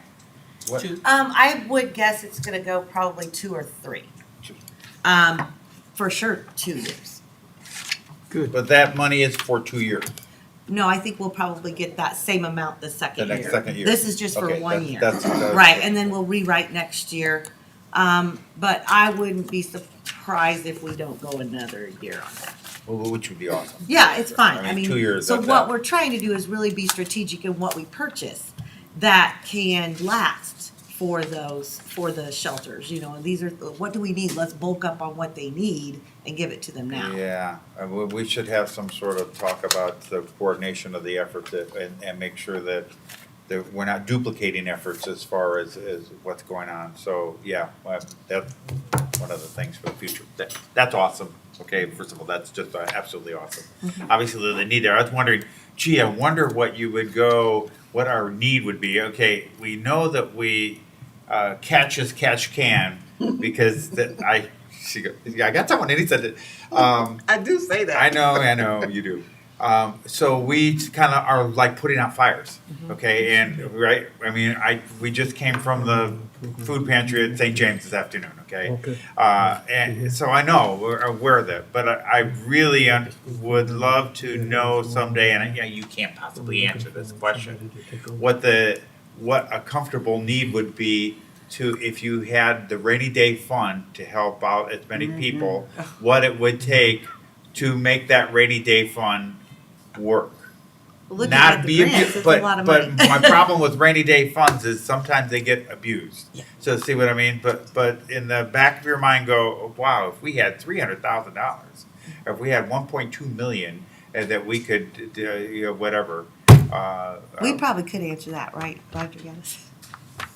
I'm not asking. So. We won't do that at the televised No. meeting. Yeah. Because people will, and I don't want that to happen. I can say the 5,000 that first student gave us 3 years ago, we still have 2,000 of it because we've been too scared to use it, so we just keep paying out of our pocket. So we still have $2,000 of it, just because we wanted clearer accountability and didn't want anyone to say, oh, well, so we just left it there and just kept paying up. So that's why we're gonna come to you and formalize it so that we can. And I also want to say thank you to Meyer, because they gave us a lot. Meyer was huge. Meyer They're gave us a lot of gift cards, and Brandy has used them quite a bit. Meyer's The home was great to liaisons us. will come pick them up, or Brandy will meet them at Meyer to do shopping. So they've been a big help. Myers, it was Vibrant, Credit Union gave us a couple, they were good to us. They were really good. A lot of great, generous people in our community. Right. Thank you very much. Sure. Okay. Okay. I have an informational item. Shardae's up here now. but Yep, I'm let's go. sure- Can we go ahead with it? Okay. Okay, so Shardae is here, our community engagement specialist, who is also in my office with some information about the U of I summer programming. We are continuing that this summer. So I have some booklets for you. And that's what we mailed out to the students in regards to that program that I'm super excited to explain about. This is a part of the Worldwide Youth in Science and Engineering program, which it introduces a diverse and talented pre-college students, and it introduces them to active college students, and together they explore engineering and the sciences through hands-on activities. They strive to overcome opportunity gaps by providing students from underrepresented populations with experience to see themselves as future engineers, as future programs, as mathematicians and scientists. This program also offers a multiple school learnings for K through 12 students in Illinois. The U of I is actually hosting this program, and that's the little booklets that we made, because the U of I will be hosting it where the kids can actually stay on campus for this experience, which is really cool because I know in years past that it was just virtual. Well, now they have an opportunity to be on campus, and there is a virtual opportunity as well. They get to do demonstrations through lab tours, classroom presentations, and hands-on activities. Like I said, we are working really closely with the U of I, and we are encouraging our District 118 students to apply. Brandy Kaczewski and I, we created the booklets for parents and students that outlined all the courses that are provided. The students get to choose an area of interest in engineering. After they select that, they will go through an application process that has a parental and guardian consent, a teacher recommendation, and a minimum of a 500-word essay. If the students are selected, like I said, they have an opportunity for a week-long residential experience. What was really cool this year is we usually mail those out, but Patty Juarez and I and Brady Kaczewski, we actually went to the high school and we presented to the engineering program and to the classes. And so we got to let them know about this opportunity, and Patty Juarez and I also sat in the lunchroom with a bowl of candy. That's what got them to come to us to see what we were talking about, because a lot of them weren't aware of this opportunity. So we got to speak one-on-one with the high school students and kind of go through that and just give them an opportunity to realize that there's something to do in the summertime if this is an interest of theirs. But that's not the only opportunity the U of I has with us. We also have a book too that's coming out, and that booklet has a variety of programs. It's going to have things like sculpting and bookmaking, graphic design, intensive dance, theater, exploring education, and math camp. So I'm looking forward to, again, reaching out to the high school students with more than a bowl of candy and hoping that we can get the information out to having a lot of our students apply, because this is a really cool program. So that's it. Wait. Since we're talking about the last 7 years, this actually came within the last 5. With the finance background that I had, I challenged Kelly. I said, we can take that Title I money, we can send these babies to the U of I, and we can pay for it. We put this together, and it has become a model throughout the state. Not only did we here at Danville put this together, the way that we are funding with Laura Lee and Boys and Girls Club, that model, we put that together here at Danville District 118, and now the entire state is using it, because it was trying to teach people how to use their funding differently. And no one else, so then the state said, well, Kelly Geddes, where'd y'all get that from? In my head, in Crazy Town up there. So now it is the model that's being perpetuated throughout the state. But I need y'all to know it started right here in Danville District 118 within these last 7 years.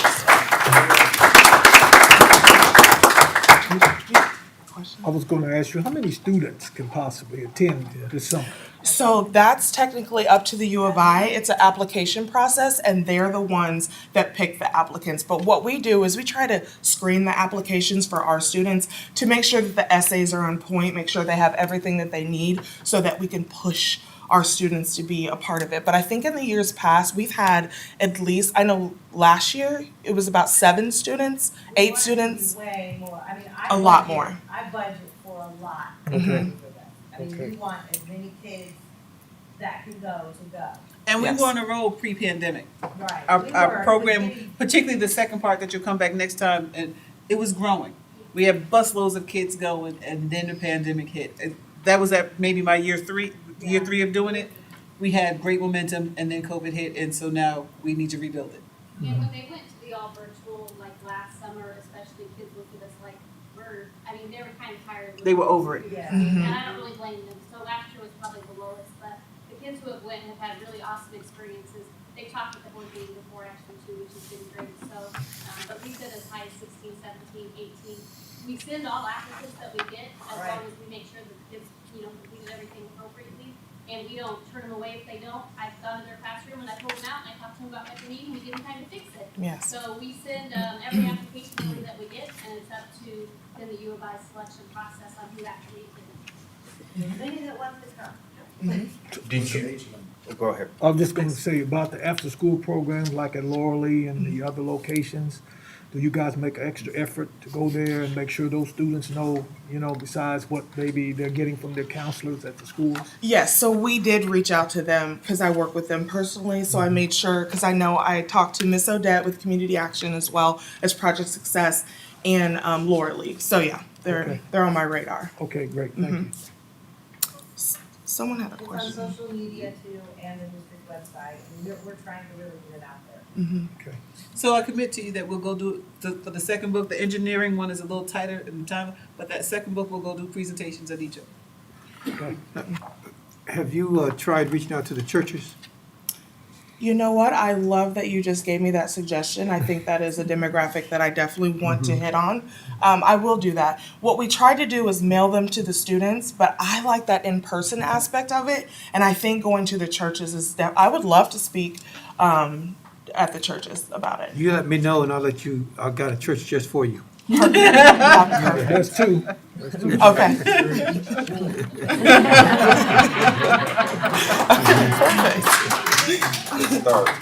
It's on Sunday. We have in our churches called announcements period. Announcements. Period, yeah. Okay. I'll have my booklet ready. I'll It's be ready. most of them, that high school age. Incoming 10th, 11th, and 12th grade. Okay, so did you put this booklet together? No, Yeah. we did. No. Years ago. This is our District 118, okay? Because, kudos to the booklet, because as I read through these, okay, I'm going, if I were a parent, would I understand it? Could I see it? Is it quickly understandable? Yes, it is. And I get right to the end, and what do I need to do? And it is great. It's not 87 pages.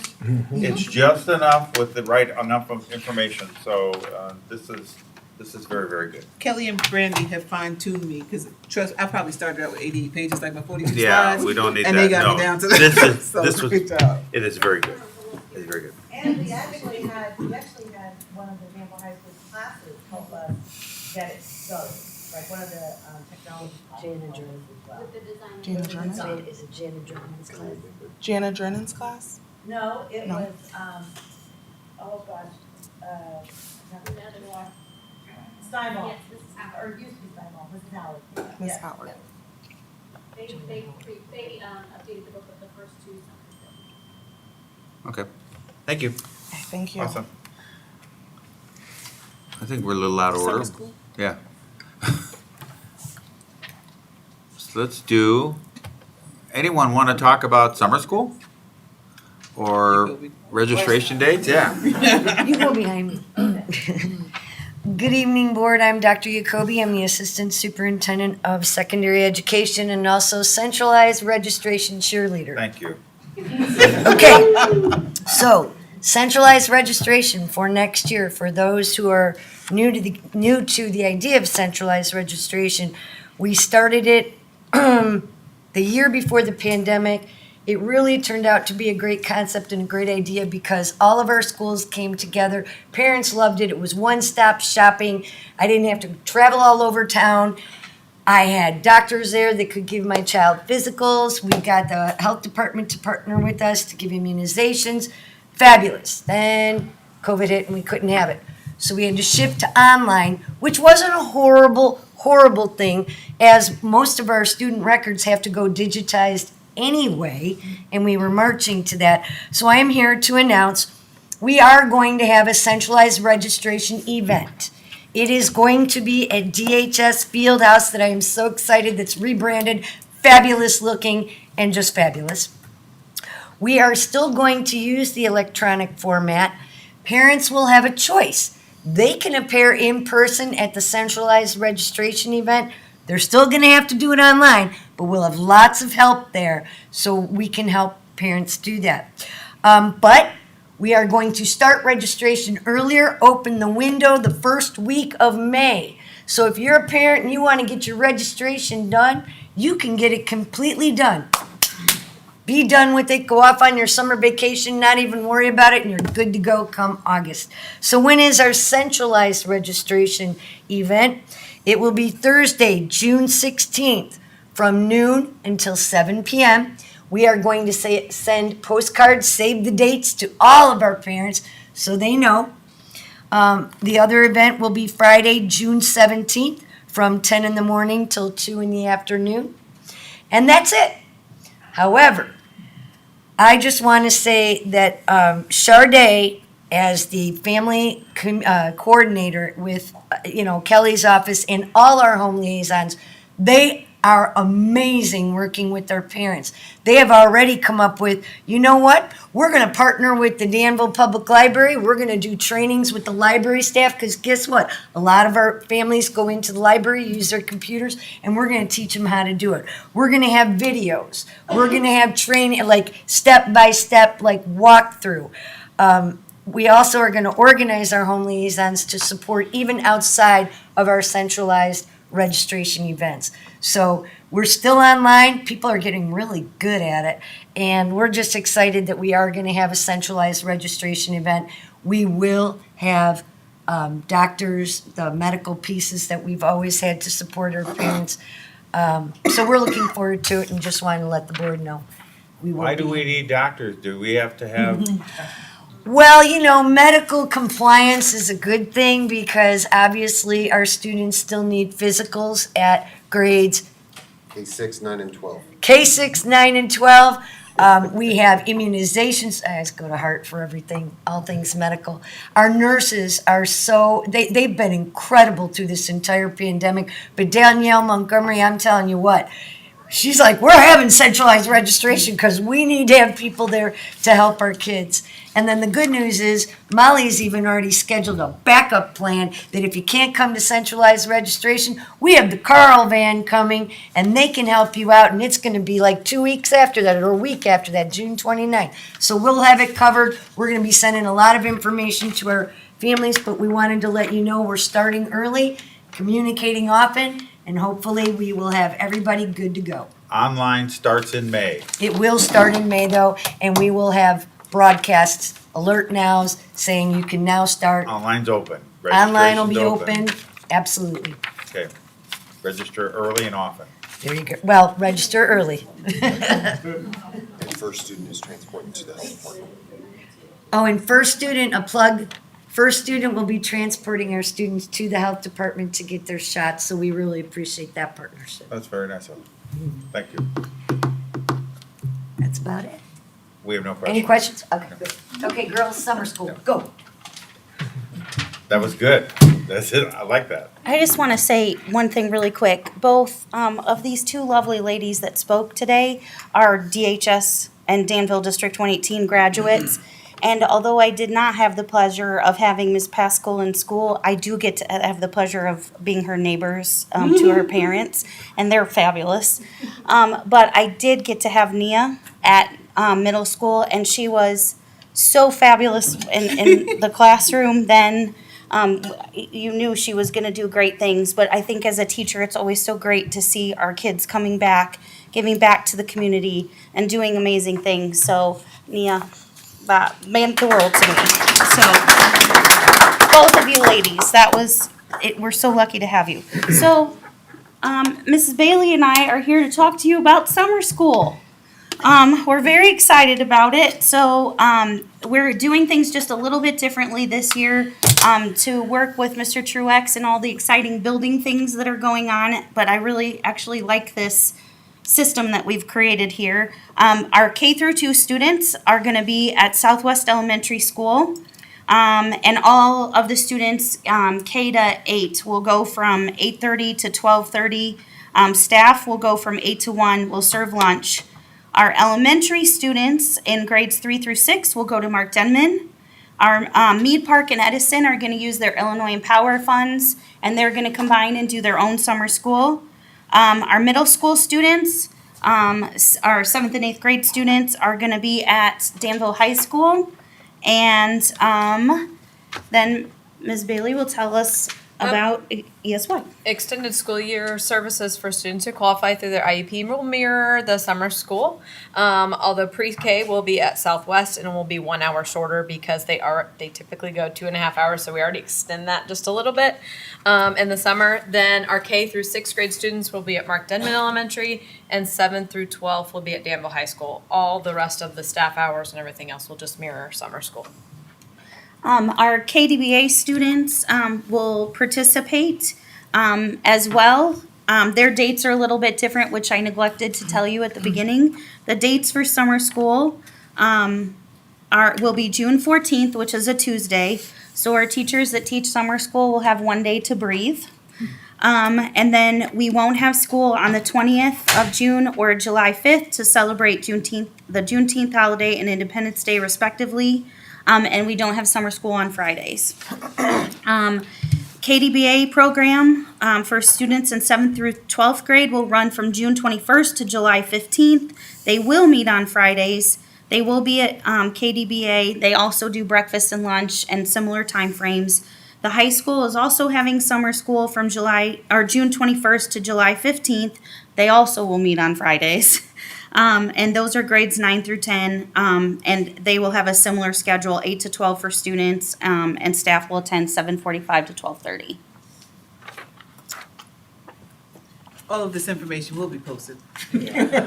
I was gonna say, let's have a quiz on that. Yes, and jobs will be posted. And on our website. District 118, not mine. Oh, that could put a link on mine. Okay. That brings us to Board of Superintendent comments. Yes. I want to remind everyone that on March 17th from 6 to 7, our students, along with our own Tracy Cherry, we will have the induction ceremony. I won't say induce, because that's just, no. We will have an induction ceremony that Thursday evening for our National Honor Society students. So please join us there. So I'm going to eat a little crow, right? Miss Zeta Pajot, kudos to you for completing the information, and our district, outside of what we're doing, we were awarded an additional $91,442 for our food service program. Great job. That was last week. Why I'm eating crow is because I'm always fussing her that she needs to go to bed. She sends us emails at 3 o'clock in the morning. Why she is always up at 3 o'clock in the morning. I will never say that again, because 2 nights ago, mysteriously the state board at midnight put up a posting and said, we had some extra money, first come, first serve. Guess who was up at 3 o'clock in the morning? Mrs. Pajot is bringing us, outside of that $97,000, an additional $87,242 in commodity food for the next school year. I will never complain about just 3 o'clock in the morning.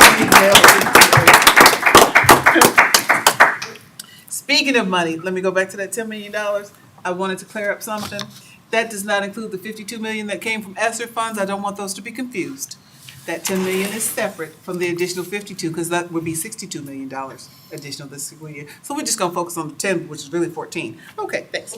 So, now to my babies. I hope you're listening. Kyra Dudley. Today they announced Dell Computers. They only award nationwide 500 in the nation. Our own Danville student, who is also a senior and an AVID student in Miss Heston's AVID class, she was awarded the $20,000 scholarship from Dell Computers.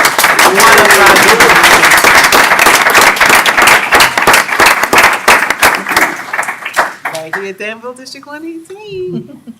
Great job, baby. That's it. That it? Left side this time.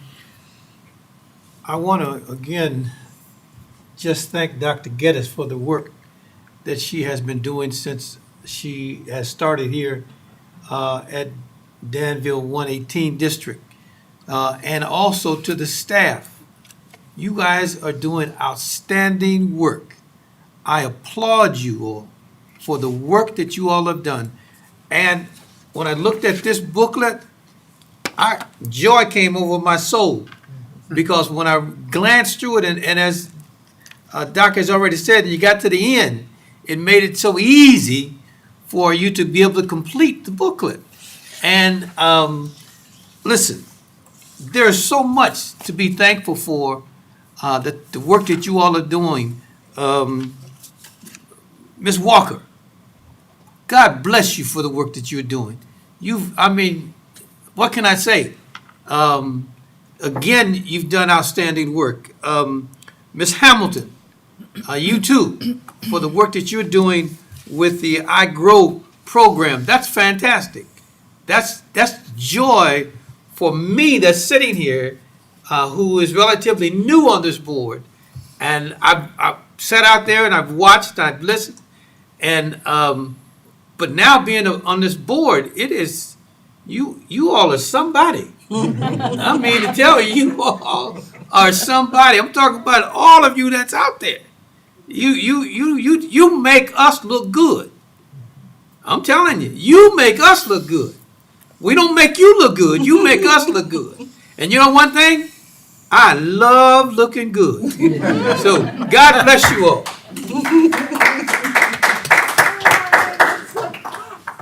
I would just like to say also, thank you, Dr. Geddes, for all of your hard work.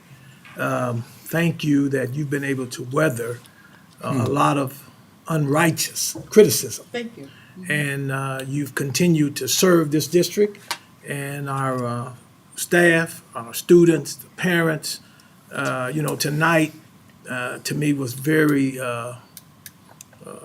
just rewarding to be a part of this board, to all the other board members, just blessing that, some people have said since we've had some very challenging board meetings in the last few weeks that they feel for us. But again, my personal position is I'd rather be in the fight than to be outside the fight. Amen. And when we see our students graduating and then they're coming back and they're helping in our community now and they're doing great things, to Brother Johnson tonight, very great words that you gave for Dr. Geddes and for the board. But again, I'm glad to be a part. I'm glad that, our pluses are outweighing our minuses. And I just believe that it's a small group of people, a lot of times, that are making a lot of negative comments. But overall, we're working together as a family, District 118. We're working together, and we are seeing results. And I was glad for all of the data that Dr. Geddes presented to us tonight, that we could actually see that she hasn't robbed the district, she hasn't overtaxed the district and taken all the funding out of the district, and that we are retaining our teachers, and we're getting some results that are equal to many other districts our size. And so again, I'm just very, very thankful tonight to be a part of this board and to be a part of District 118, and just to be here tonight. Tonight was a joy. It hadn't been a joy every board meeting, but tonight was a joy. Thank you. I just wanted to say thank you to future problem solvers for their hard work with their project with the veterans, but also just wanted to point out, and of course the community that showed up. A lot of people in this room showed up to help them with their fundraiser, but they represented Danville at the the state competition. And so they won that state competition and now go to Massachusetts for, I believe, a world national kind of stage for their project. That is a very big part of our community. So I just wanted to say congratulations to them and to Miss Lori Woods. Second thing I wanted to say was thank you to Miss Rankin and Miss Dr. Geddes. I am new to the board, so I ask a lot of questions. And one of the questions I asked most recently was how the district's doing on their debt and how it compared to other schools. And you could have mentioned that in your proposal, but you didn't. 24 million is what we owe roughly. Compared to other schools, that's $5,100 per student Danville owes. Urbana owes $9,500 per student. Decatur owes $15,000 per student, and $127 million for Decatur. Urbana 38. So we're at $24.3 million, right, roughly. And debt's always bad, in my opinion, but some debt, Mr. Truex will say, I looked at why we spent the money, and some of the things we spent the money on, things we spent money on tonight, HVAC and other buildings. So I just wanted to say thank you for helping keep that debt low, and I know that it's not as easy to make it go away as it was to take it out, as is normal. And then lastly, this is for Dr. Geddes. You mentioned tonight barriers to education and 11 credits specifically. I would hope maybe, and I could have talked to you about this later, but I'll just say it now. If you could let us know like how many students you think would be able to graduate this year if we removed that barrier, I think that we need to maybe consider, because it's March, maybe we should consider moving it forward to have an up or down vote on whether to move those 11 credits, especially if we knew how many faces we were talking about, not just 11 credits that are a barrier to education. Because if you don't graduate high school, I get to be your chaplain at the Department of Corrections, and I really don't want that to happen. And I mean that. I don't want that to happen, so thank you. I'd just like to say, since I was called out tonight, I don't need, and I don't say my comments for anybody to say hallelujah, because I know who I belong to. God has always been first in my life. So when I make comments here, it's for the betterment of the students in this district. And I don't appreciate no one trying to call me out on it. I'll say hallelujah anytime I want to. And I say hallelujah to everything that was said here tonight because it betters the students in this district. Amen. Every program, every piece of data that was given tonight, it's not about us sitting up here. It's about those kids sitting in the seats in those buildings. And I agree with you, Chris. We need to look to see how many of our kids would graduate if we remove those 11 credits. Let's look at how many more will our percentage go up with our high school graduation rate. If you want to say hallelujah for something about me, say hallelujah because I'm praying for every one of these kids in this district every day. So hallelujah to that. Okay, I wanted to call out Mr. Truex and everything that he and his department have done to move along the project with the Southern Illinois Healthcare Foundation, the healthcare clinic. That was a massive change, and if you'd see the before and after pictures, just what has happened in the lower level of the high school, it's something that's just happened so behind the scenes and it happened so quickly. We have supply chain issues right now that affect so many things with what we can do. It affects, of course, the money, but stuff's just not here. And so, where we're going to expect that the auditorium project should have been done, but things didn't come because of the supply chain issues. And where we want certain things to be, and I know that Ms. Peugeot and the food service department, there are things that can't get here because of supply chain. But I can tell you that particularly with Mr. Truex's department, what they are getting done, what they can get done. Because they've been so creative to be able to move things around. And we have great employees in our own employ. So we don't have to outsource a lot of things. We are able to do it because of the hiring that department has done. And I'm just really proud of the fact that by doing that, we've kept our expenses low. And we've been able to do things quickly when the supplies have been here. Skip, if you don't mind, how many days was it for that project from idea to done? 34 days. to have a massive transformation. And, you know, I call that good news because, and it's just something that we've been quiet about. So thank you to Dr. Geddes and to the Step Up community for bringing that here. Thank you to Mrs. Cherry for giving us generously of your building and your time. And I know that can't have been easy. And I just really appreciate it. And I know, Mrs. Truex, you were involved also. There's too many people that have been involved to name everyone, but I know that to go from idea to done in 34 days is a massive thing. It's really hard to turn this engine around to something big, and we did it. So I just wanted to shout out the Buildings and Grounds Department because that's leadership, and it's also something we should be proud of as a district. I also wanted to thank Dr. Geddes for her report.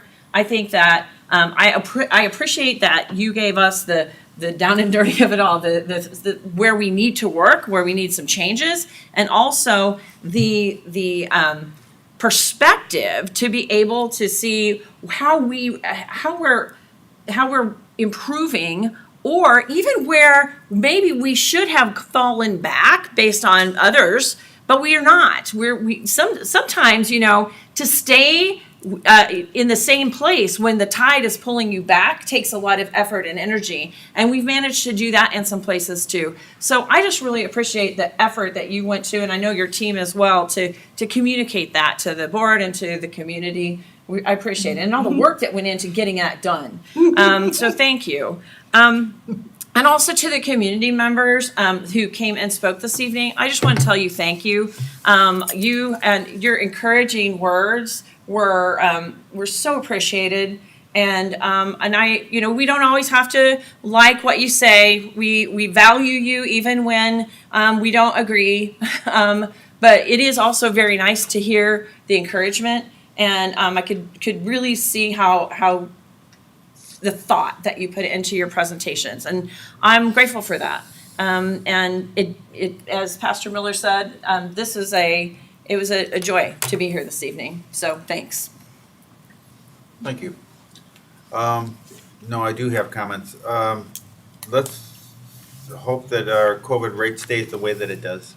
Okay, this is a beautiful break to where it is right now, but it is a break. That's still there's still a pandemic out there, and depending on who you listen to, there's the panic people say there's another wave. So let's hope that that's not the case. Test scores and graduation. Boy, I do want to see our math rate increase. This is ever since I've been on the board, we've had this discussion. Okay, and a curriculum and academics and scholarship are one of our, it's a big piece to the complete student puzzle, okay? There's a lot to our total student. But obviously, I love the academic part of it. And I don't want to see a math rate that we have. I want our math rate to increase. We know this, but we have to address that, and I hope to see that improve. I hope that our graduation rate improves. I think that we have made strides in getting our graduation rate to improve, and I think it can be a lot better.